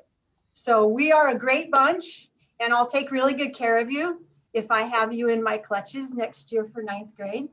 That's kind of my favorite. So thanks again for being here, and I can't wait to meet you guys. Hello, my name is Trista Samora, and I am a civil engineer, and I am the engineering teacher who teaches the first 3 courses that you see on these slides. I spent 30 years in industry as a practicing civil engineer in a variety of fields, and I'll share that with you. But now I consider myself a designer and an innovator of problem solvers, and that would be you, our future Engineering Academy students. We build problem solvers. Can I have the next slide? I wanted to talk about the classes. We learn by doing. And in talking about the classes, I want to talk about the projects that we do in the classes. In Intro to Design, we learn the design process. We learn technical sketching. We go from sketching on paper to actually sketching in a 3D model, which then allows us to 3D print our inventions. This last year we took on the special ed classroom as our client, and we designed activity centers for them, tailored to the individual needs of the students, their likes and interests. In Principles of Engineering, I like to say that that's everything a student needs to build a robot. We learn mechanisms, electricity, structural components, and then the programming so that you can actually make the program or the robot move. This year, my students helped me talk about real world problem solving. They helped me figure out how we would undertake our honors crane project in a distance learning environment, working from groups from home with a build at home kit. So the pictures you see in this photos and also in our classroom are the honors crane project that my students were able to complete this year, earning themselves honors credit for that course. Can I have the next slide? And then our juniors take the skills that they learned in our first 2 courses into our makerspace, where they actually get to identify and then solve a problem of their choosing. And I have the juniors with me right now. This quarter, we have just finished up identifying our projects, and I'm really excited about the solutions that they are going to come up with. We learn by doing, and that is really the best way to do that. Over to you, Mr. Morgan. Good morning, everybody. Good morning. Welcome. My name is Mr. Morgan. I will be your history teacher in the engineering department. So a big part of the Engineering Academy, the Academy of Engineering and Design, are the field trips. So field trips in the past, we went to UCSD, SDSU, and other engineering firms in the community. Now, yes, right now things are a little different, so we're not going on field trips this quarter, obviously, but this has always been a big part of the engineering academy, so this will be an exciting part of our future. Another big part, like we talked about in the video, are the after-school clubs. There are after-school clubs in robotics and astronomy, and the robotics clubs actually got to travel to multiple cities and go compete in other robotics competitions, which is pretty fun. And then there are also electives that you might sign up for. They're talking about electives earlier with the business class. These are electives with the Academy of Engineering. There are Green Up and Go and AP Computer Science principles, which will help you get set up for college courses. You can jump ahead. Thank you, Ms. Rush. All right, so how would you actually benefit from being in our academy? You would benefit from learning the creative design process. This is huge for a lot of industries in the field. You can also, like we talked about in the video, learn Autodesk Inventor as you go up through sophomore and junior levels. It's a 3D design tool used in multiple fields in the industry. Also, you can explore some hands-on uses for math, see where your numbers actually go to work. And you get to build robots. Build robots in class as freshmen and sophomores. This is great. And guest speakers. Guest speakers are always a big part of the academy, getting people that actually have careers in the field that are actually engineers. And you get to do question and answer time. So it's just a really good part of moving along with the process. And we also have business partners in the community, as well as in the Navy, as well as shipbuilders. Oh, sorry. So other engineers. So here we go. We're going to have a little video to finish up our engineering talk. Thank you. I'm Sierra. Hi, I'm Drew. Right now? Yeah. Hi, I'm Gus. Hi, I'm Andrew. Why do I like engineering? My favorite thing about engineering is that it's very hands-on. Okay. I like engineering because it's very hands-on and I get to create and build my own ideas. I like the engineering class because it helps me learn how to build cars. Wait, what was that question again? I like the engineering class because I like to build stuff with my friends. Engineering teaches me how things function, how they work, how to put things together. I like engineering because there's lots of opportunities to design whatever you want. I like to hang out with my friends in class. I like 3D modeling. The Engineering Academy can teach you valuable life skills. This class is a good experience for me because I plan on being an electrical engineer when I grow up. I want to be an engineer. In the future, I would like to be in the NBA, and the Engineering Academy helps me with that because sports require a lot of math. I want to be a mechanical engineer. I do strive to construct my own house in the future, and this will be very good for knowledge that will contribute to that. Hopefully it all goes well. I want to be an engineer, although I don't know what field I want to go into. Be a professional curler when I grow up because it involves math. I want to be an astrophysicist. I have to say, hey, I'm great. Wait, what's my name? No, don't put that in there.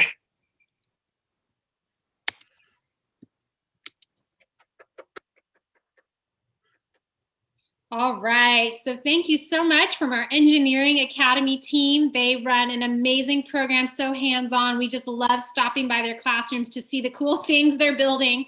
And we're gonna go ahead and move along. So we have Ashley back for another prize and contest. Now, this time we're gonna change it up a little bit. We are going to make sure that the chat is closed down and only accessible to the host. So as you're typing your answer to the question, it will only be seen by the staff who are managing the Zoom here at Claremont. So we will be able to see who's getting the right answer. So make sure you still type in your correct answer. Ashley, give us our winner from the last round.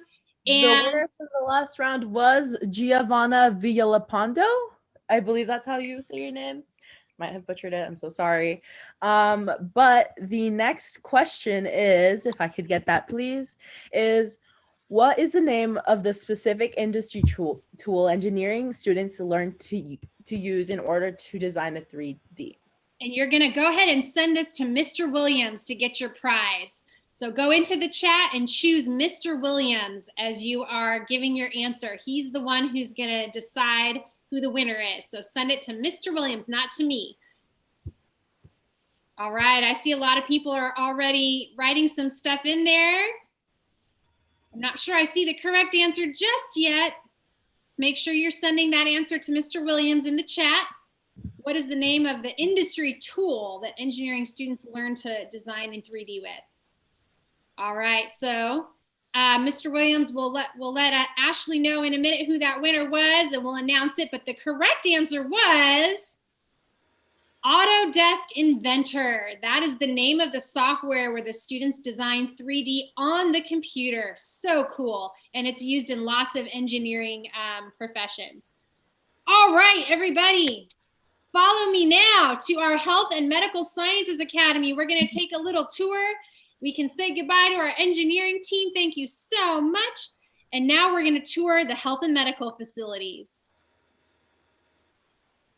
Now, let's take a look at our Health and Medical Sciences Academy. Students in this academy take classes each year in our biomedical lab.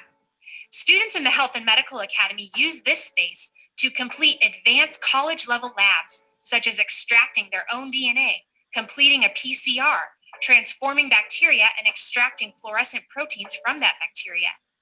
They learn to combine science and technology to gain a better understanding of how our body works and begin to learn the common techniques used in the biomedical industry. We are also excited that the Medical Academy was recently awarded a grant for a brand new state-of-the-art medical facility here on our campus, which will include a sports medicine lab and a patient care lab. All right, so we have our health and medical science teacher team here with us today. So excited to have Miss Dana Klein, Miss Tanya Pena, and Miss Simone Nolette. Let me turn it over to our health and medical teachers.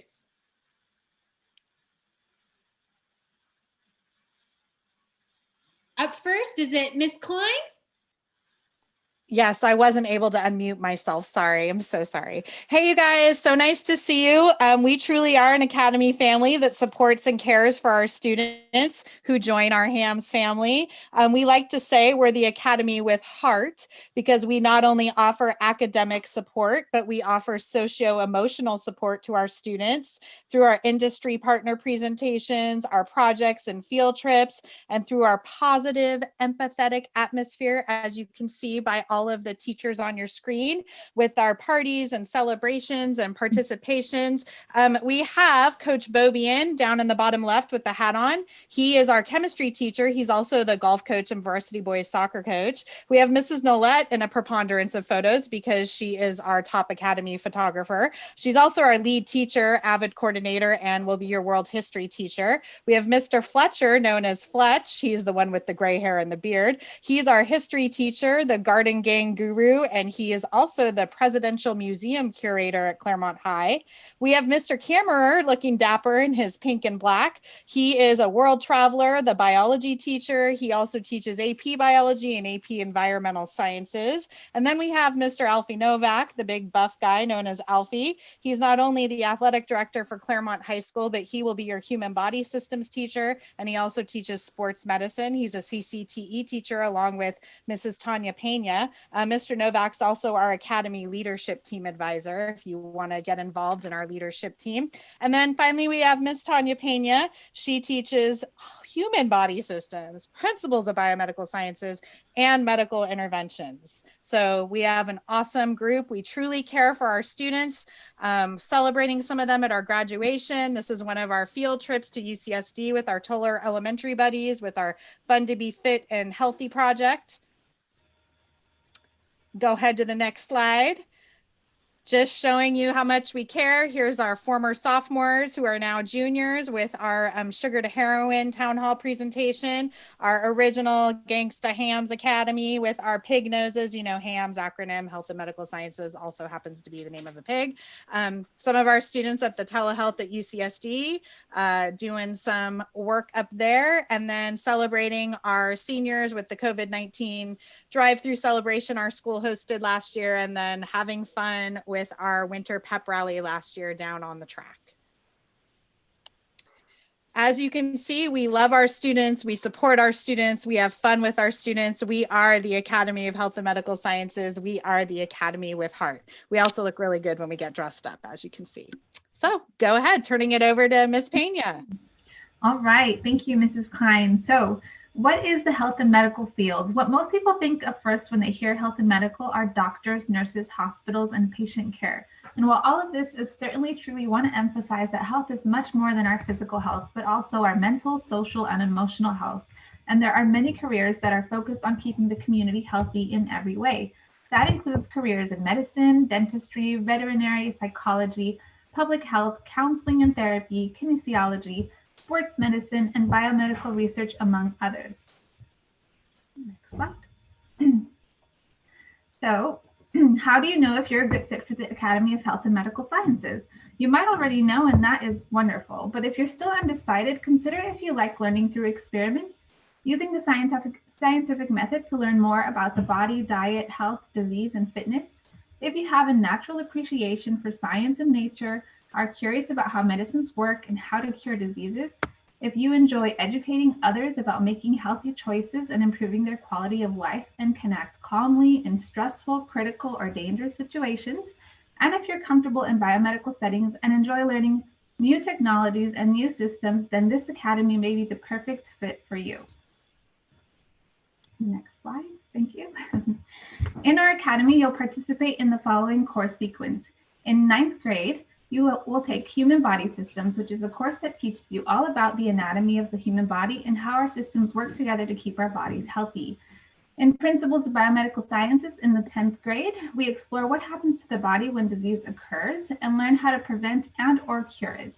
In 11th grade, we learn how medical experts in the real world diagnose sickness or disease and learn about the different interventions biomedical professionals use to improve quality of life. This is also an opportunity to receive college credit during medical interventions. During the 12th grade, you have the opportunity to pursue an internship that will give you a taste of the working world and can guide you to make informed decisions about your future. So one of our students who is almost done with this sequence is Kristen Phillips. She is a junior and is currently in medical interventions and will be sharing some more information about our academy and our projects. Hi, so yes, like Ms. Pena said, my name is Kristen Phillips, and I'm a junior in the Health and Medical Academy, as well as Commissioner of Student Relations and ASB, and hopefully your next ASB president, if you vote for me. So the reason I chose to be in this academy was overall because just the family dynamic that we have. There's so many amazing teachers that will help you through almost anything, and I also want to learn more about the human body and science. So the projects that you're going to be doing in health and medical science is the first one is called Fun to Be Fit and Healthy. So this project allows you to make relationships with the kids at Toller Elementary who are down the street from Claremont. And this will, you basically teach them how to go through their fitnessgram their following 6th grade year. And then the other half of this project makes you have, you're allowed to make a board game about different healthy foods and different exercises. And this is an effort to play these with your Toller kids and make it fun to be fit and healthy, like the project says. You really get to make great relationships with these kids, and it's really amazing. So your 2 10th grade projects, the first one is called Sugar to Heroin, and that was my favorite one. This project lets you learn about different substances and how they affect your community. And this is about a group of 3 or 4 people, and you get to choose a substance and make it trifold. Eventually, you will present it in a town hall that will be hosted. You have a chance to be on the news sometimes. You get to meet like different people. And I really think that the whole dynamic of this project like changed the academy, like my grade, because we all really became closer and better friends. This is a super fun project, and it really helped me with my presentation skills. And then the last project that you'll do is called Everyone Eats, and it's about different issues related to food. We learn about food insecurities, food deserts in our community, and the science of healthy eating and nutrition. Our goal before COVID was to open a pantry on campus for students in the community, and it's something that we're working forward to in the future. Well, hello. My name is Mrs. Simone Zavala-Nolette, and I am the history teacher, the 10th grade history teacher. One of the great things about our academy is we are, along with engineering, as one of the project lead the way, which means that you also get looked at by colleges and things a little differently. They get a little boost up for that. We have lots of panels with professionals. Besides, they talked about going to the colleges, UCSD, SDSU, but we've also taken field trips to the U.S. District Attorney's Office, the San Diego County Health and Human Services Association, which is doing a lot of the work right now with the pandemic, but our students were able to work in their labs and look at different viruses related to mosquitoes. So they've already gotten some experience with some of the things that are actually happening now. Lots of job shadows to different hospitals and different labs. We've had our students have the opportunity to work with UCSD at the Boz Institute and actually get college credit and get real experience, doing actual research. We get lots of great guest speakers to come in with health and wellness topics, addiction, and also we've had some folks come in and actually teach the kids how to do make your own snacks. And what's awesome about this academy is we have lots of opportunities for college credit by exam. If you get a certain score on one of the exams, you'll actually take that with you to college. We are looking into getting some future CPR certification as well. As mentioned before, the Academy of Health and Medical Sciences, the biggest thing is that community environment. We offer plenty of opportunities for tutoring, collaboration, academic interventions. As was mentioned before, I'm the AVID coordinator on campus. So I've been basically those Wicker strategies, the writing, inquiry, collaboration, organization, and reading, we've infused them in all of our courses, not just me, the AVID teacher, but in our English classes, our CCTE classes, our all the classes. We try to use those strategies to help improve your critical thinking skills and improve your collaboration skills. We've got a team of invested teachers that really want to help you succeed. We've been recognized by the San Diego Alcohol Policy Panel, and we've also presented to the Claremont Town Council. We have a great student leadership team that would be working with Mr. Novak. And we also have a really open door policy that lots of when we are in class, in school, our lunchrooms are usually full with students because we provide that atmosphere, and we definitely celebrate at the end of the year and during the holidays. And how you'll benefit from the Health and Medical Academy, the community of collaboration. We have a safe and supportive and respectful learning environment. You're going to have great public speaking skills and presentation skills after this, ability to make healthy lifestyle and wellness choices. And it is, the health-related industry is the fastest growing job market in America. And even if you're not interested in necessarily a health career later, you're going to learn so much that you can use in your own life and think about what's actually just happening now. A lot of our students are able to understand a little more of what's happening in the world right now because of the background they've had with our classes and with our teachers. So I hope that you when you're making your choices, you think about the Health and Medical Academy, because Dana, what do you say? Oh, you're muted, but the Health and Medical Academy is where the heart is. And we hope you join us because we want to share our hearts with you. Awesome. Thank you so much, Health and Medical Team. You guys run an amazing program. We are going to move along now, and we are running a little behind on time. So I just want to point that out. We are actually going to skip our last two contests in order to save time, because we definitely need to hear from our Academy of Information Technology. And I am also going to be giving a little bit of information that all of you have been asking in the chat, which is how do you fill out your Academy application? So before we move on to the IT Academy, I just want to ask Ashley really quickly to come on and tell us who won the last contest. Oh, we'll need to. Hi. Yes. So I believe the last winner to the contest was Jacob Barahura. Congratulations. You will receive an email confirmation. Yeah, have a great day, guys. I hope you guys enjoyed your time here. I will see you next year. Thank you so much, Ashley. We enjoyed having those little contests throughout the presentation today. We wish we could do a few more, but we feel it's really important to move on to our to our Academy of Information Technology. So let's move right along. the Information Technology Academy. We call it Infotech. Sometimes we call it IT. Let's take a quick little tour of IT.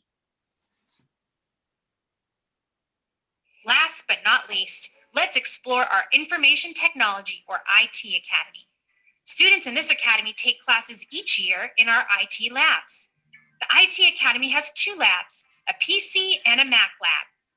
The PC lab is used for the courses in Foundations of IT and Game Design. Students in IT journey through learning about computer hardware, security, uses for technology, app development, graphic design, and coding. Students create app games and video games using an industry standard game design engine called Unity. The iOS Mac Lab is specifically used for learning Mac iOS programming language, Xcode, which is an advanced 3-course 12-unit certification through UCSD Extension that is taught here on our campus. All right, so we're gonna bring up the IT Academy team. We have Mr. Scotty Lee, Mr. Gary Jimenez, and Ms. Jen Dossett. Take it away, IT. Good morning, future chieftains. In the spirit of you guys coming to Claremont, myself, Ms. Dossett, and Mr. Jimenez decided to go ahead and post our freshman pictures back in the day, so hopefully make you feel a little more comfortable. My name is Coach Scotty. I've been at Claremont for the last 7 years. I've had the pleasure of having you guys for at least 3 years. One thing that we've heard all today is a little bit about how the academies themselves are a family structure, and that's what we are here at Claremont. I'm going to let Ms. Dossett and Mr. Jimenez kind of jump in, and then I'll go ahead and take you guys away for our tour for the day. Ms. Dossett. Okay, I'm not muted anymore. Technology.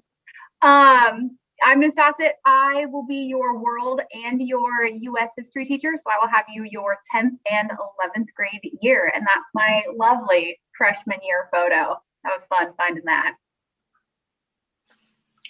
And I am Mr. Jimenez. I'm the yearbook teacher. I do yearbook, and we have an award-winning yearbook. I'm also the tennis coach. You see the rackets on the wall behind me. That one back there is 100 years old. I'm not that old. The yearbook photo was back in the day before we did color in yearbook photos, but that's an interesting photo. Awesome, thank you so much. So the question is always, what is Infotech? And I want to kind of preface this by saying, the reason why we're last is because you'll notice that in business, in health, in engineering, all of them have a kind of a commonality, which is technology. And so the focus is using technology to solve a bunch of different problems, and problems don't have to be a bad thing. Obviously, with distance learning, we're all learning to kind of navigate and how to do schooling distance.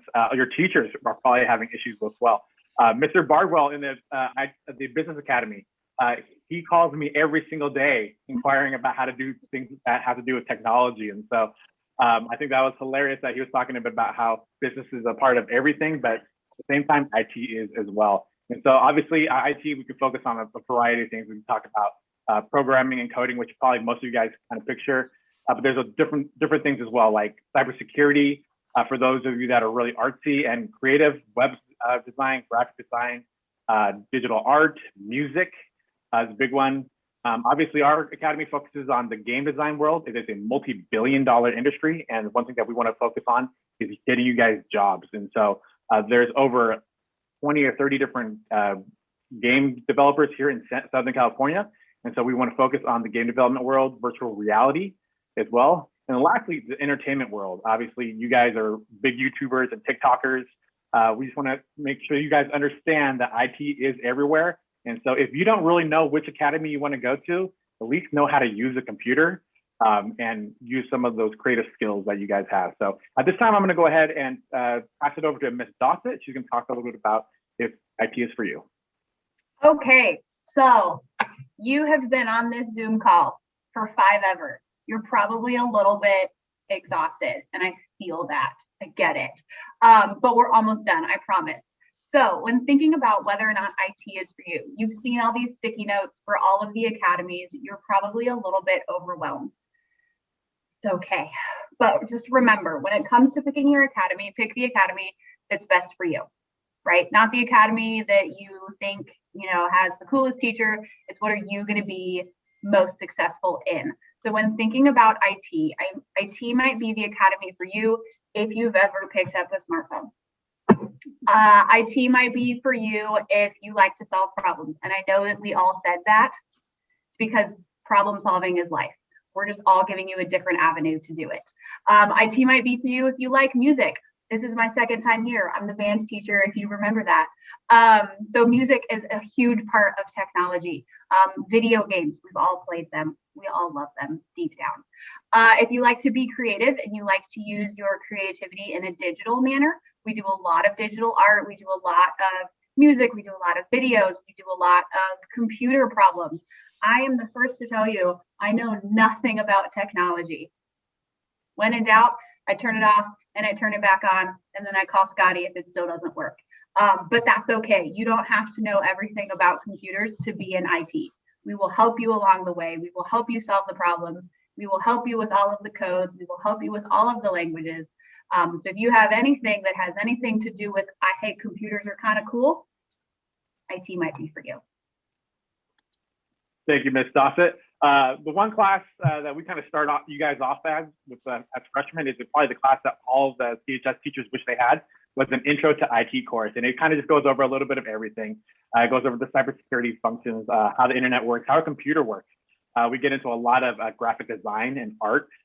It's a really creative class in the sense that we take things that are normal to the day and really kind of figure out how to make it more interesting. And so we start off with the intro to IT as ninth graders. We'll take apart computers.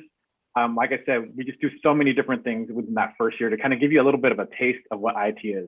Then in your second and third year, which is your sophomore and junior years, we get into the game design world. And so this is where we actually start to develop games. We get to go ahead and come up with different ideas, code them.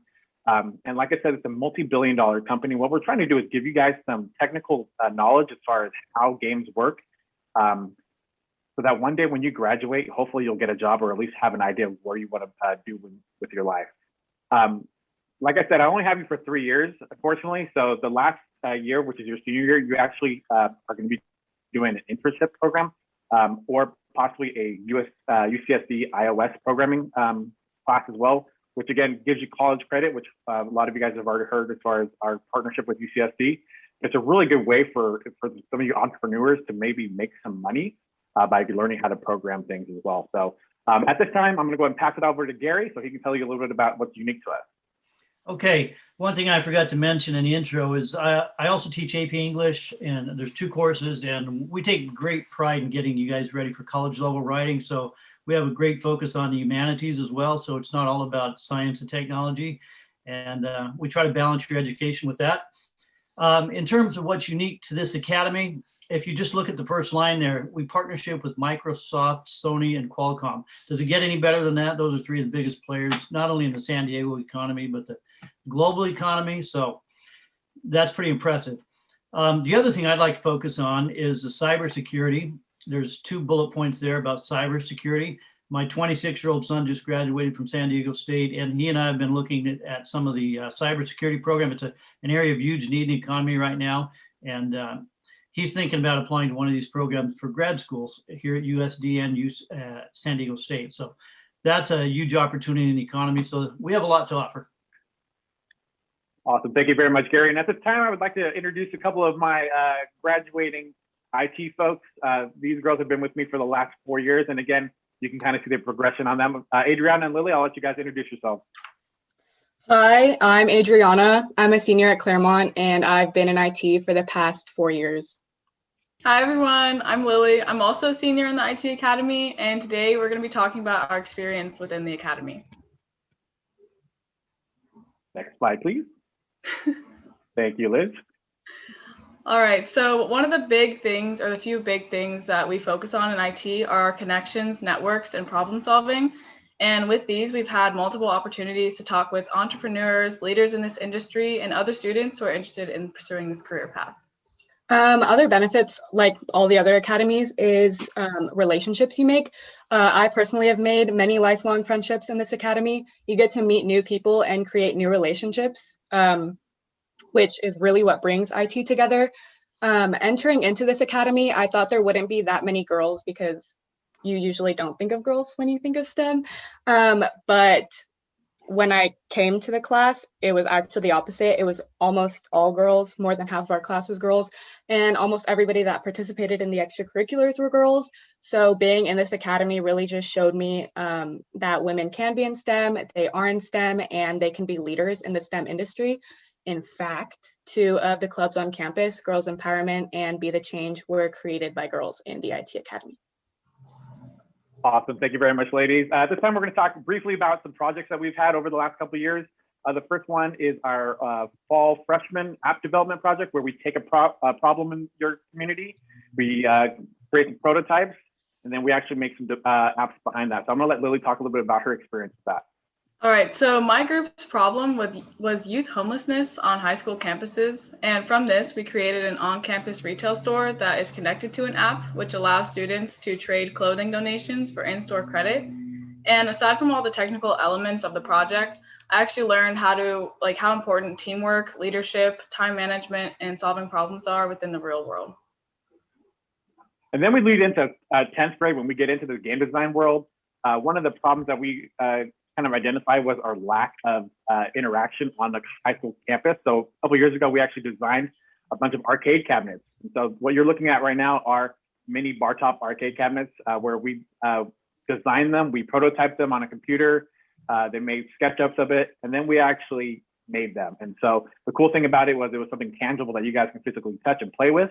Last year, we actually partnered with a couple of homeless shelters and foster homes, and we're able to kind of partner with them. Obviously, they're in need as well. And so, again, there's very hands-on activities and projects that we do over the course of our time here at Claremont.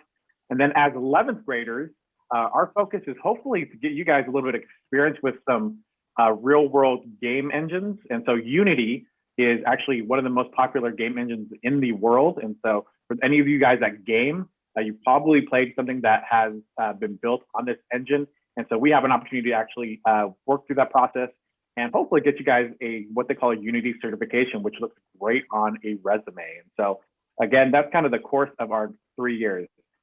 Now, we'll go ahead and get into the IT family, and I'll go ahead and let Adriana take us away on that one. Yeah, okay, so I talked about relationships in the previous slides. So before the pandemic hit, we had an Academy of Information Technology club. I was the vice president, and I was also in charge of spirit and morale. And so we just wanted to make things that we could do together as an academy, like movie nights, beach days, bowling days, those sorts of things. And obviously we can't do that right now, but hopefully after we're still going to continue to do that. But IT isn't the way it is just because of the students. The teachers play a really important role in it too. They really focus on relationship building and making connections with their students and making sure everyone feels included. So I'm just really glad that I had that experience and those types of teachers to allow me to get the experience that I had. So if I had the choice, I wouldn't pick any other academy because I wouldn't have been able to make the relationships I made. Thank you very much, Adriana. And for purposes of time, I'm going to go ahead and kind of wrap up. It doesn't matter what academy you guys pick. So you guys are going to learn so many great things from all the teachers on our campus. Just pick the one that you're most comfortable with. And hopefully we'll see you in the fall in person, and have a great day, you guys. Thank you so much, IT Academy. That was amazing. Loved hearing about all those awesome projects you guys are doing.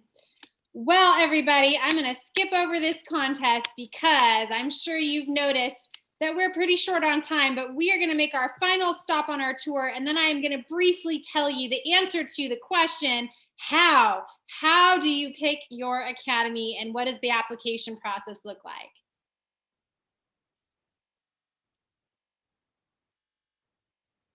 I hope you enjoyed your tour today. As you can see, Claremont High has so much to offer you, and it's even better in person. Where else can you find such beautiful scenery, state-of-the-art facilities, and 4 great academies to choose from? But most of all, we hope you choose to become a part of our Chieftain family. And remember, once a chieftain, always a chieftain.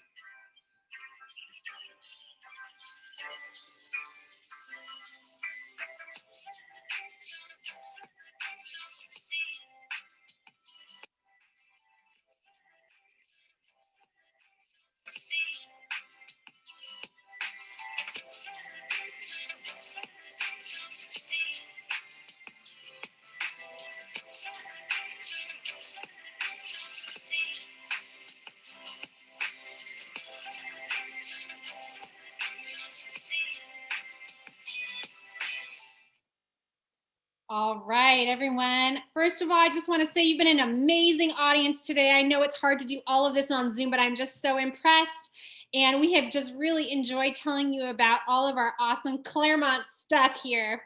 I do want to quickly add that we are going to still hold a Q&A session, even though we're over time. So parents, if you want to remain in just a minute for the Q&A, please do so. The admin team will stay as long as it takes. Students, we would encourage you to take your questions back to class with you and write them down in your notes. And we will try to arrange a way to get some of your questions either in a survey or from your teachers so that we can answer them and maybe hold a Q&A session just for you guys. But I cannot leave you today without telling you how to complete your Academy application. This is super important, guys. So if you have not taken notes at all yet today, I encourage you to do it right now. I am going to show you where to go and what it looks like to fill out your Academy application. So first of all, I do want to quickly say one thing because I got a lot of questions in the chat about this, but please understand that whatever Academy you choose, there are certain programs that you can participate in no matter what Academy you're in. For example, our athletics, our clubs, all of those electives you heard about, art, theater, band, auto shop, video production, none of those are linked to an academy. Those are for all of our Claremont students. You get to participate in those things regardless of which academy you choose.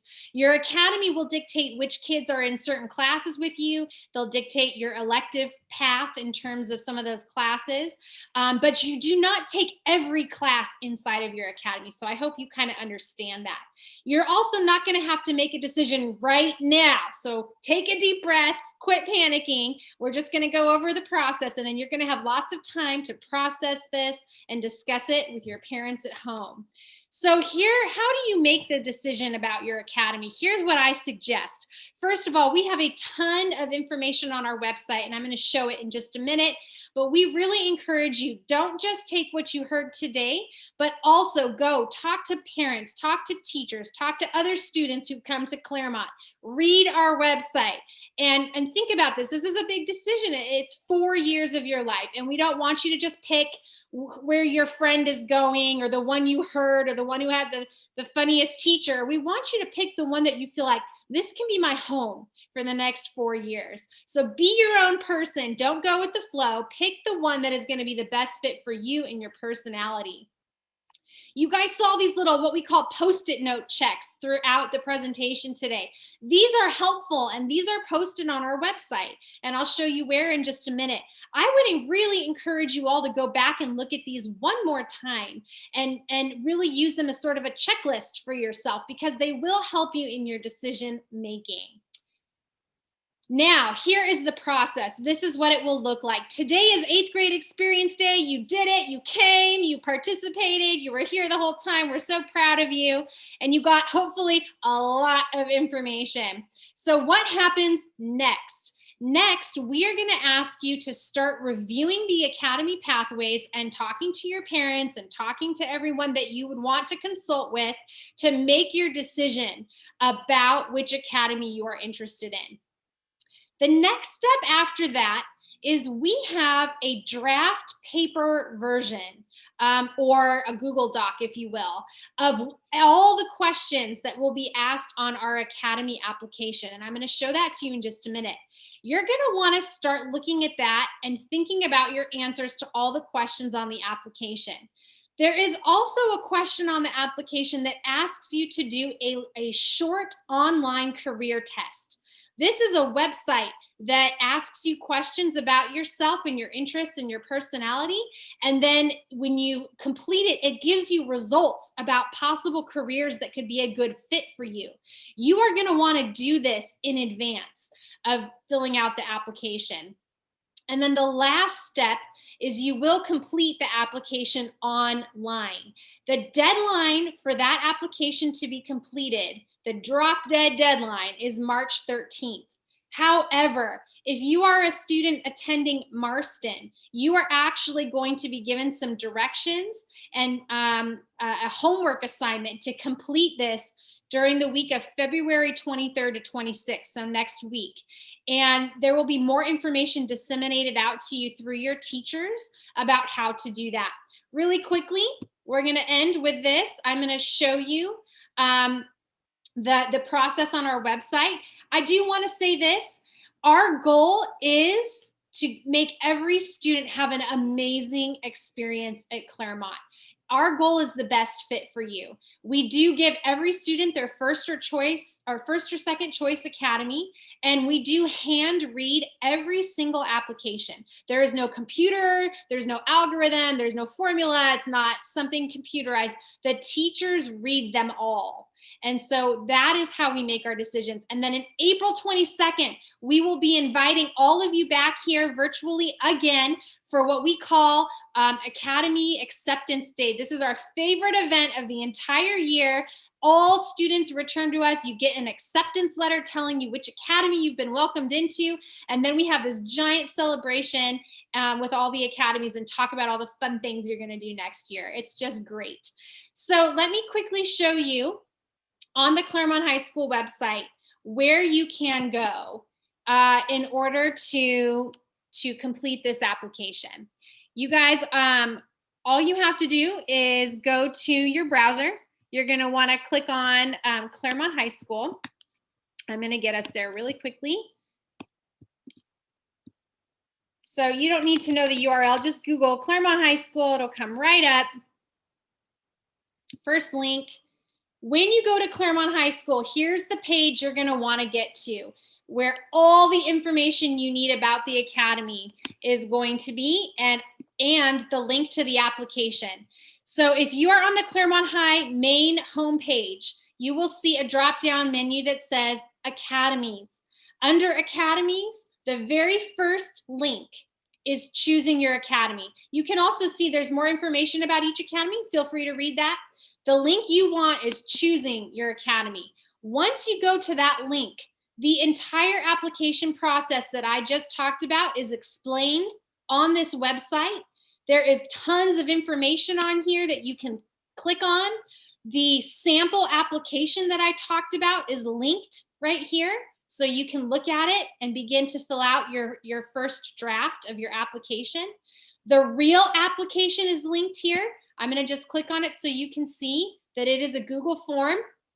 This is where you will complete your actual application. There's a lot of questions on there, and it does take you a little while. So you're gonna want to put some time and effort into that.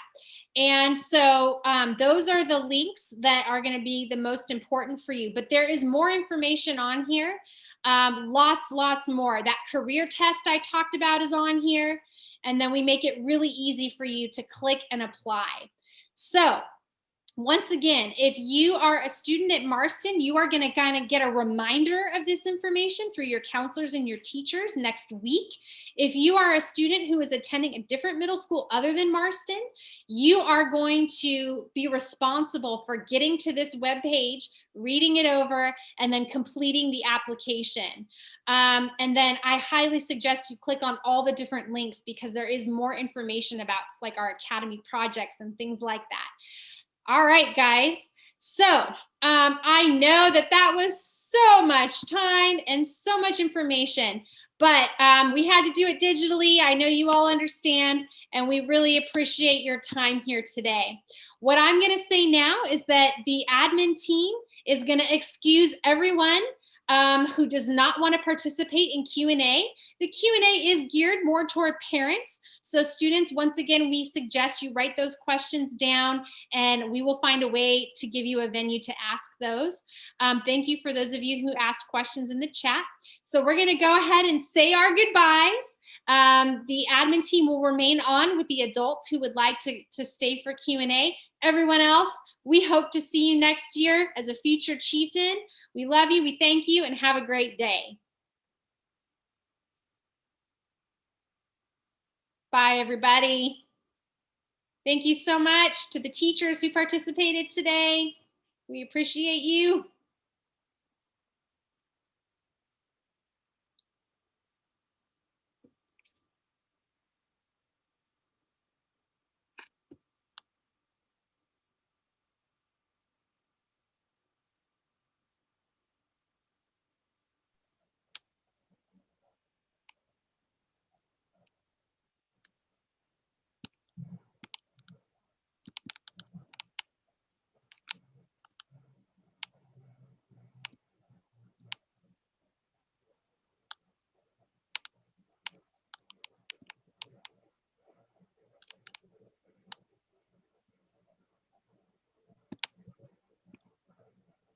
All right, in just a moment, we are gonna start with our Q&A. And I think what we'll do in just a minute is we will, because we do have a mute feature turned on right now, we will be monitoring the chat and open that chat up in just a minute when our students get off. And all of the administrators, Mr. Williams, the principal, the 2 vice principals, and myself are going to stay on for Q&A. So you can direct your questions to any of us. We also are fortunate to have an interpreter on with us today, Ms. Gina Turner. And so if you specifically would like to have translation turned on and be able to speak to someone in Spanish today, we do have that option. So just let us know in the chat and we can help facilitate that for you. All right, so why don't we go ahead and turn on the chat feature so that our parents are able to ask questions in the chat, and then we will try to address them in real time. Feel free to also raise your hand and we can unmute you if you would like to ask your question in person, if that's easier. So I see one first question: how are IEPs supported at CHS? So I'm going to go ahead and let Sarah Thomas, our VP over Special Education, answer that question. Yes, hi, thank you for asking that question. So I am the administrator over students with special needs. And so how are students supported really depends on the level of need per student. As you know, IEPs are very individualized, hence the name, Individualized Education Plan. And so if we are discussing a mild to moderate student that is in the general education environment, we have lots of different options. We have study skills classes for them. If they're lower functioning, we have some applied English and math classes for them. We have opportunities. All of our students, we try a full inclusion model. We try to make sure that they are all mainstreamed and they get supported in those environments, so they get access to the general education environment with as much support as possible. We do put co-teachers in almost all of our English and math classes to the best of our ability, based on our staff numbers, of course. We do work really well with what we have, but this school is one of my passions is special education. I was a special education teacher, and we are very inclusive. We have what we call Circle of Friends, where all of our students, general education and special education students, have the opportunity to join this club. And we have unity games, and all of our general education staff and some of our kiddos are still on here. Lily and Adriana, I can see you on here nodding your heads. And if they want to speak up, they can, but we have an inclusive environment where everybody is welcome and everybody feels comfortable, and all of our kids help everybody. And so, like we've said a million times today, we are a family environment, and all of our kids feel welcome and supported. So that's just a little tidbit about it. If you're a Mod Severe parent, the students with Mod Severe have their own classes, but we also have them included in the general education environment as well. So we try to put them in as many areas as we can to get them the most experience possible. Feel free to privately message me if you have any more questions specifically around your kiddo. I'd be happy to answer them. We also have at least one student on our Q&A today, one of our ASB students. So if you have a question specifically for an ASB student, let us know.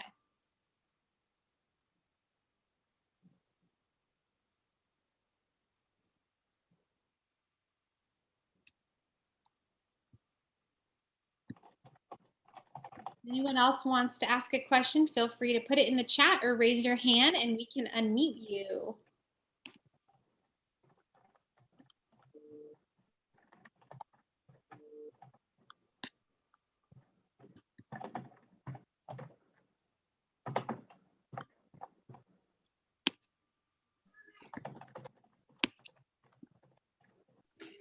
Awesome. Well, you guys are making this easy on us. So, well, I guess I just kind of want to share one last thing, Miss Rush, if that's okay. You know, I'm not a formal guy. I'm a t-shirt and jeans sort of guy. I like in and out. You know, I enjoy spending time with my family. Yes, in and out, Lily Fulton. There you go. And I think at the end of the day, you know, what we really hope, and what we hope has come across in this presentation, you know, you hear the word family over and over again. Adriana already typed it. She beat me to the chat. we really believe that education happens in the context of trusting and loving relationships, right? And so you hear with the academy teams that they talk about how they loop with their students, right? Like I see Coach Scotty on here. He has freshmen that come in and he has them as freshmen and sophomores and juniors. And by the time they leave, they have that special bond with a trusted friend and a trusted mentor. And so I think we have such a strong focus on that, because I know for me, my high school experience, there were some moments where I felt out of place. I felt like I didn't connect. I felt nervous going to school, and it wasn't an environment for me at times that allowed me to feel comfortable, right? And so I think coupling that with the academic piece, the rigorous academic piece of constantly thinking of new and innovative ways to provide students with opportunities to make education relevant. I know for me, I got up in the morning and I went to school because my dad woke me up and drove me there when I was a freshman. And I walked to my biology class because that was the class I was given. And I behaved because I didn't want an email home to my parents. And that was, for the first few years of high school, that was pretty much the routine I fell into. And it wasn't until about my junior, senior year that it sort of clicked for me that all of this, everything we were doing was for me, was for investing in who I was going to become. And it had implications for college or what I was going to do after high school. It had implications for the type of man I was becoming. It had implications for my social and emotional well-being. And so, for us, it's really big to help get kids connected to that and help them make that realization and really put them in the driver's seat of being intentional about taking full advantage of everything we have to offer. You heard, we have kids going to a variety of different field trips. They have mentorships, they have internships, they're going to the Oscars, they're creating, YouTube channels and student news. We have a student magazine that just started. We could sit here and go on and on and on about all of the opportunities we're going to place in front of your children. But at the end of the day, what we really want is for them to step up and try things out and take advantage of those opportunities. So we're excited to meet your kids. We're excited for them to come be part of our family. I see a couple more students. This is from Miss Fulton to the students. What is the best part of being a chief? That's a great question. So we didn't prep them for this, so you're going to get their unedited responses. I don't know if Kiana or Miss Adriana wants to share, but we can unmute you ladies and share what you think the best part about being a student at Claremont is.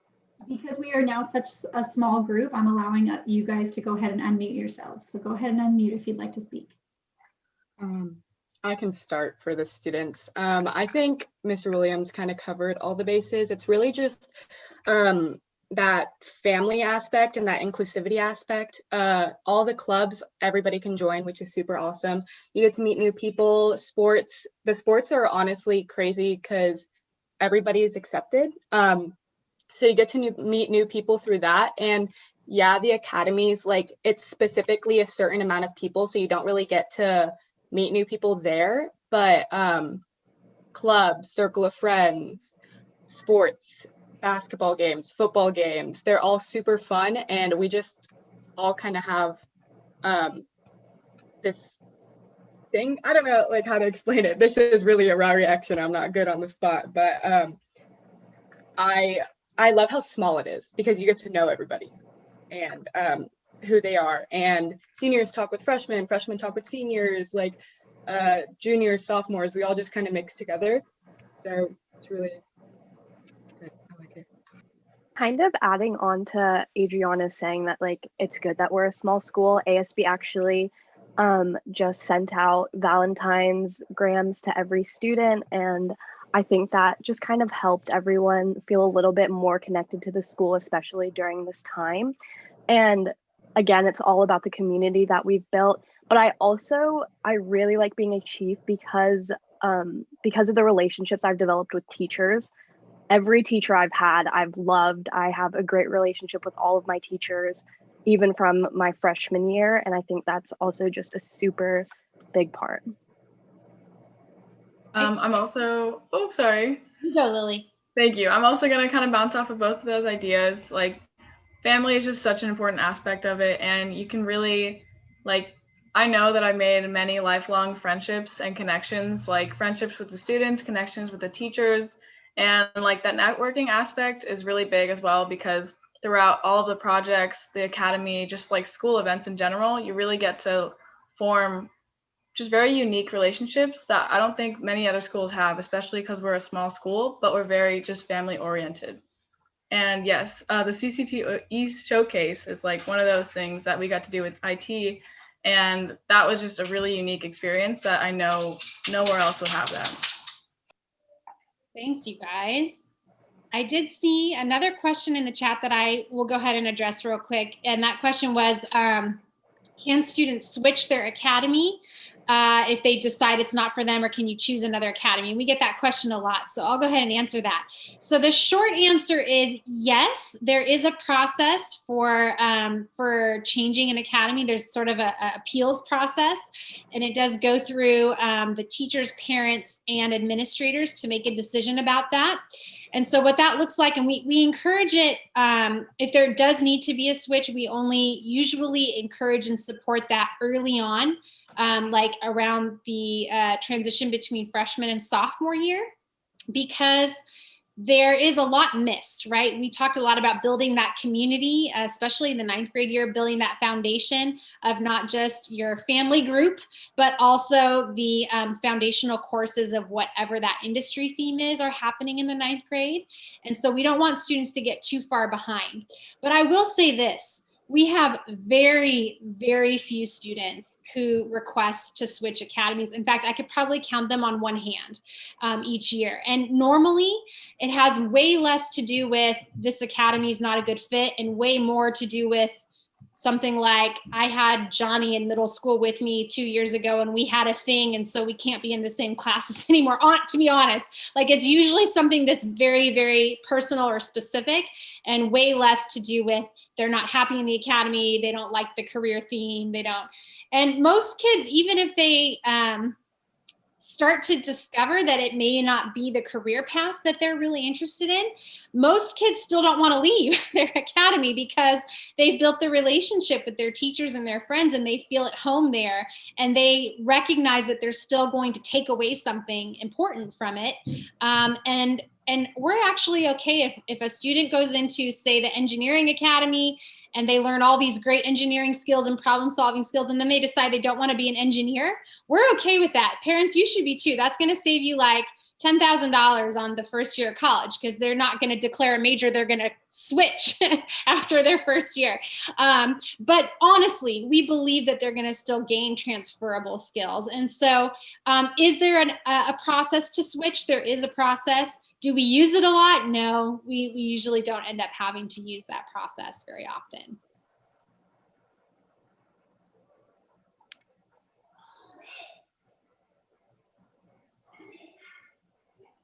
All right, are there any other questions we can answer today, either in the chat or someone can unmute themselves and ask?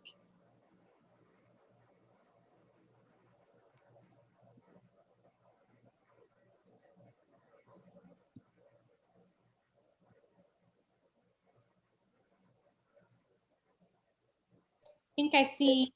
So I got a question that asked if can anyone try out for football, and the answer is yes. So any student can try out for any of the athletics program sports that we offer, and we encourage students to do that. I know for me, I think a lot of the confidence that I have, or as I grew and developed through high school, a lot of that was because of participating in athletics. And there's a lot of research around students who participate in athletics, and keeping them out of trouble, keeping them focused on schoolwork, and it gives them a safety net, I think, of having other folks who are committed to athletics, and then also being academically eligible, right? So students have to remain academically eligible. But yes, anyone can try out for football. We encourage all of our students to try out for multiple sports. Just try it out. I know for me, I never played soccer until I played in high school, and I absolutely loved it and played all 4 years. And so what I would say is, one of the benefits of being a smaller school, and I think sometimes people look at that as a bad thing. I love being at one of the smaller schools in San Diego Unified, because I know most of my kids by name, right?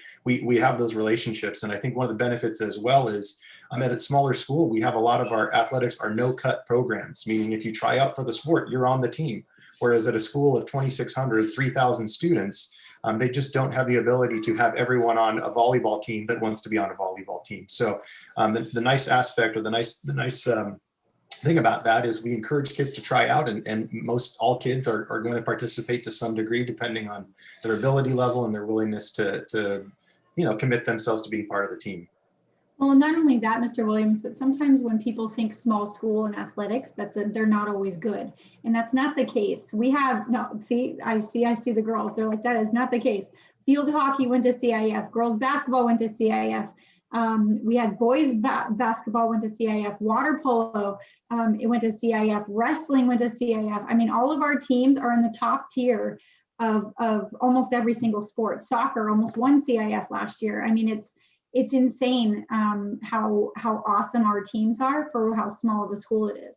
And so don't let that sway you either. Everybody can play and we do pretty well. Our coaches are wonderful.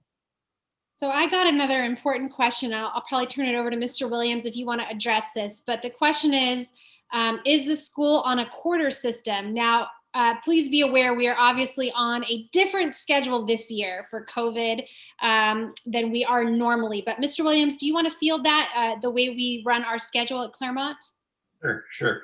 So obviously, like Ms. Rush said, this year has been a little challenging. This year, we made some adjustments to our schedule based on the feedback we received from our students and from our families. And so for this year only, I'll speak about kind of our schedule and then talk a little bit about our thoughts moving forward.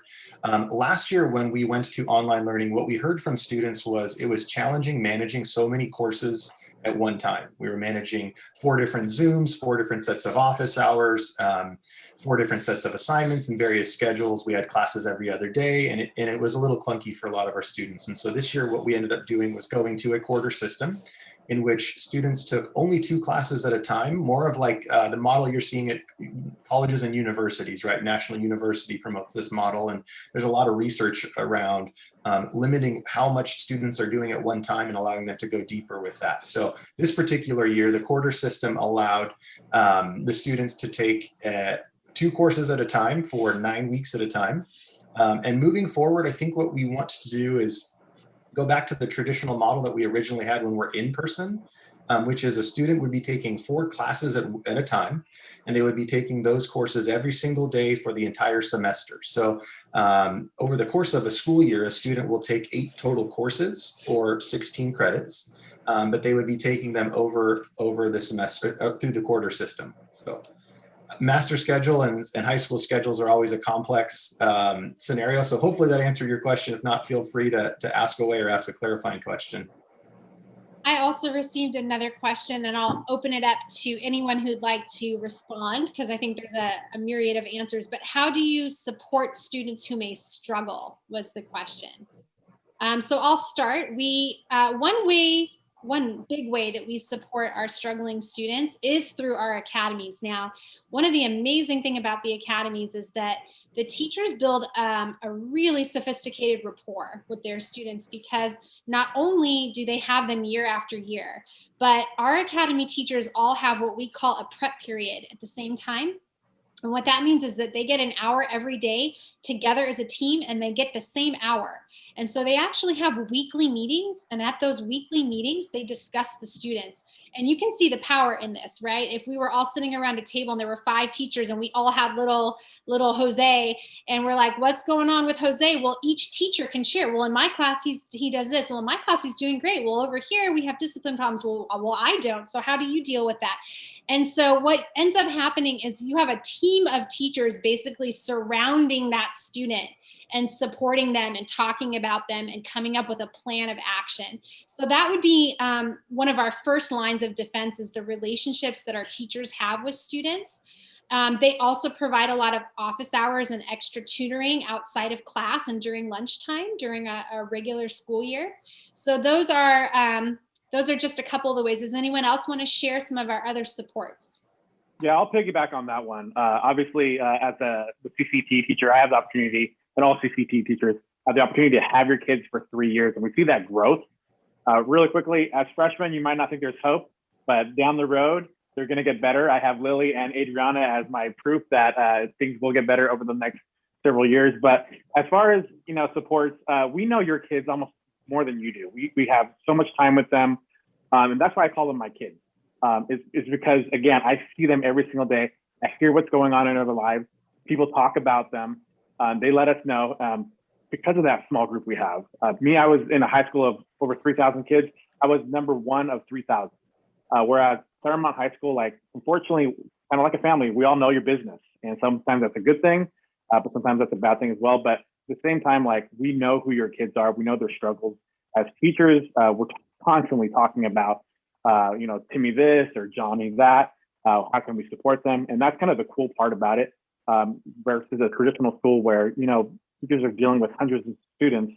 It's just a student, it's just a name. And so we have the pleasure of being able to kind of see your kids grow over the course of their high school careers. And I think that's what's important for the students, but also important for us as educators and as a school site to be able to kind of see that growth, because you don't get to see it, unfortunately. I have three little kids. I have no idea what they're doing in school. But for us as educators, we get to see what your kids do, and it's definitely promising.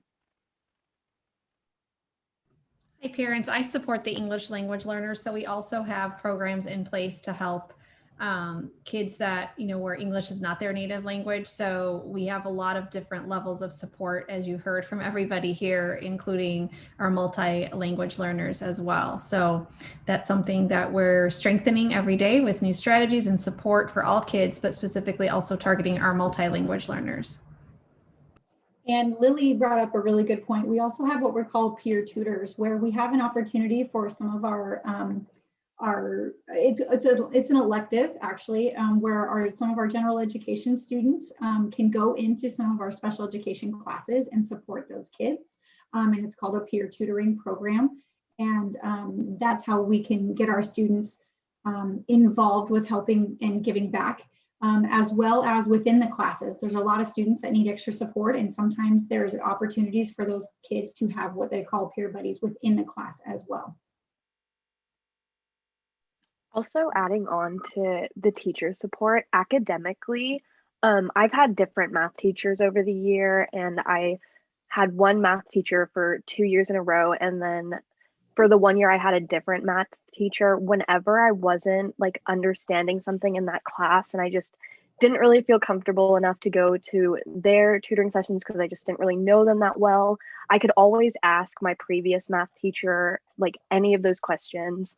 And not even just academically, like I said earlier, I have great relationships with my teachers. I've always felt comfortable being able to go with them about my like problems and like have actual conversations with them where I really did learn something from it. Adding on to that, sorry. Even like teachers that you don't know, because it's such a small school and there's different types of teachers. I've personally gone to like a biology teacher that I've never had and asked them a question and they answered it and they were super awesome about it. So you kind of get to know teachers without actually being in their class. And then when you're actually in their class, you already have that relationship built up. So I think that's also a really good aspect of the family and academic aspect of Claremont. Well, everyone, I don't know if I can top that last statement, but if you're like me, your stomach's probably a little bit growly for lunch. So why don't we say, are there any last questions? We don't want to leave anybody hanging here, but I know we all also have to get about our day. I should also add that all of the administrators' contact information can be found on our website, and we are all very accessible and love responding to parent questions. So don't feel like this is the last time you can ever ask a question about Claremont. But with that in mind, is there anyone else who would like to ask one last question before we say goodbye?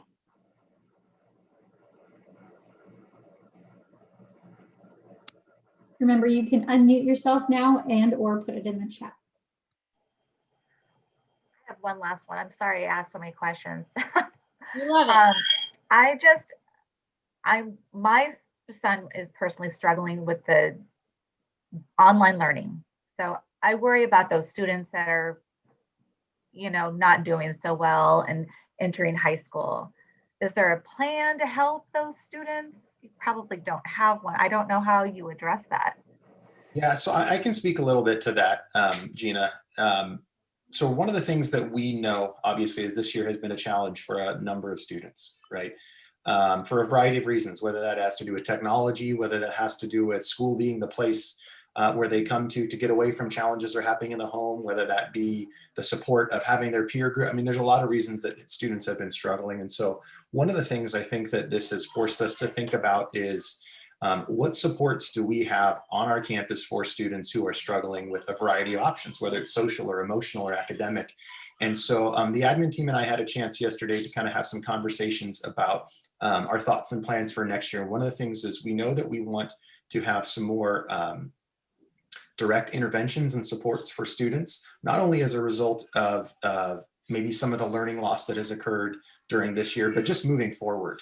And so we've allocated some funding to begin to look at a new position next year to have somebody serve as essentially a support service coordinator, a multi-tiered systems of support coordinator. And so essentially what that person would be doing would be working with the admin team to identify needs on our campus and look at providing various levels of support to students through programs that we want to create. So a perfect example is that's sort of kind of coupled with our issue around COVID, as well as kind of issues we've seen in the past is, you know, at the middle school level, there's this idea of social promotion. If a student takes Common Core math in 6th grade and they fail it, well, then they move to Common Core math 7th and 7th grade because they're now a 7th grader. But when you get to high school, that's not the case. If you take integrated math 1 and you fail that, you don't get the credit for that. And so the challenge becomes, what do we do for students who have historically had issues with mathematics or language arts? And if we don't put interventions into place, why would we be surprised if the track record is any different? So one of the things we've talked about with this idea of our multi-tiered systems of support is offering a summer bridge. And so we would work with our various feeder middle schools, especially, you know, Marston being right across the street, and identify some students who maybe have some of those risk factors. Maybe they failed Common Core 8 and 7 and 6, or maybe their SBAC scores are a 1 or a 2, and offer to them kind of like a math intervention boot camp during the summer. It would be free to the students. And it would be really targeted interventions around math and English. And then what we want to do is look to offer similar programs like that during the school year that would support students who are struggling for whatever reason. So I agree with you, Gina. I think it's a concern that we share. And there are a number of things we're working on to do that, to address that. Another great thing is sites were provided, and this was some federal funding to address what the district or what the state is calling learning loss, the idea of the students who really struggle during online learning. So we do have a pot of funds that we have that will allow us to provide some more targeted after school tutoring and more targeted interventions, but that is definitely something that is on our radar. Great, wonderful to hear. I'm a teacher at Bay Park Elementary, by the way, so I'm in the. Oh, fantastic. Yay. Talk us up over there. I will. Okay. Well, thank you so much, everyone, for your time today. We've really, we love getting these sort of moments where we can have a little more personal interaction and hear from our families. We just appreciate you all so much. And it really does take a village to raise a child. We believe that at Claremont. It's not just about us. It's about the students. It's about their goal setting. It's about the parents coming alongside the teachers and the administrators. It's a team effort. And I think you'll find that everyone at Claremont has really bought into that philosophy. So we thank you so much for participating today, and we hope to see you on the next event. Great. Thank you. Bye, everyone. Bye. Liz, you can stop recording. Bye, Gina. Thank you. Guys, time for lunch.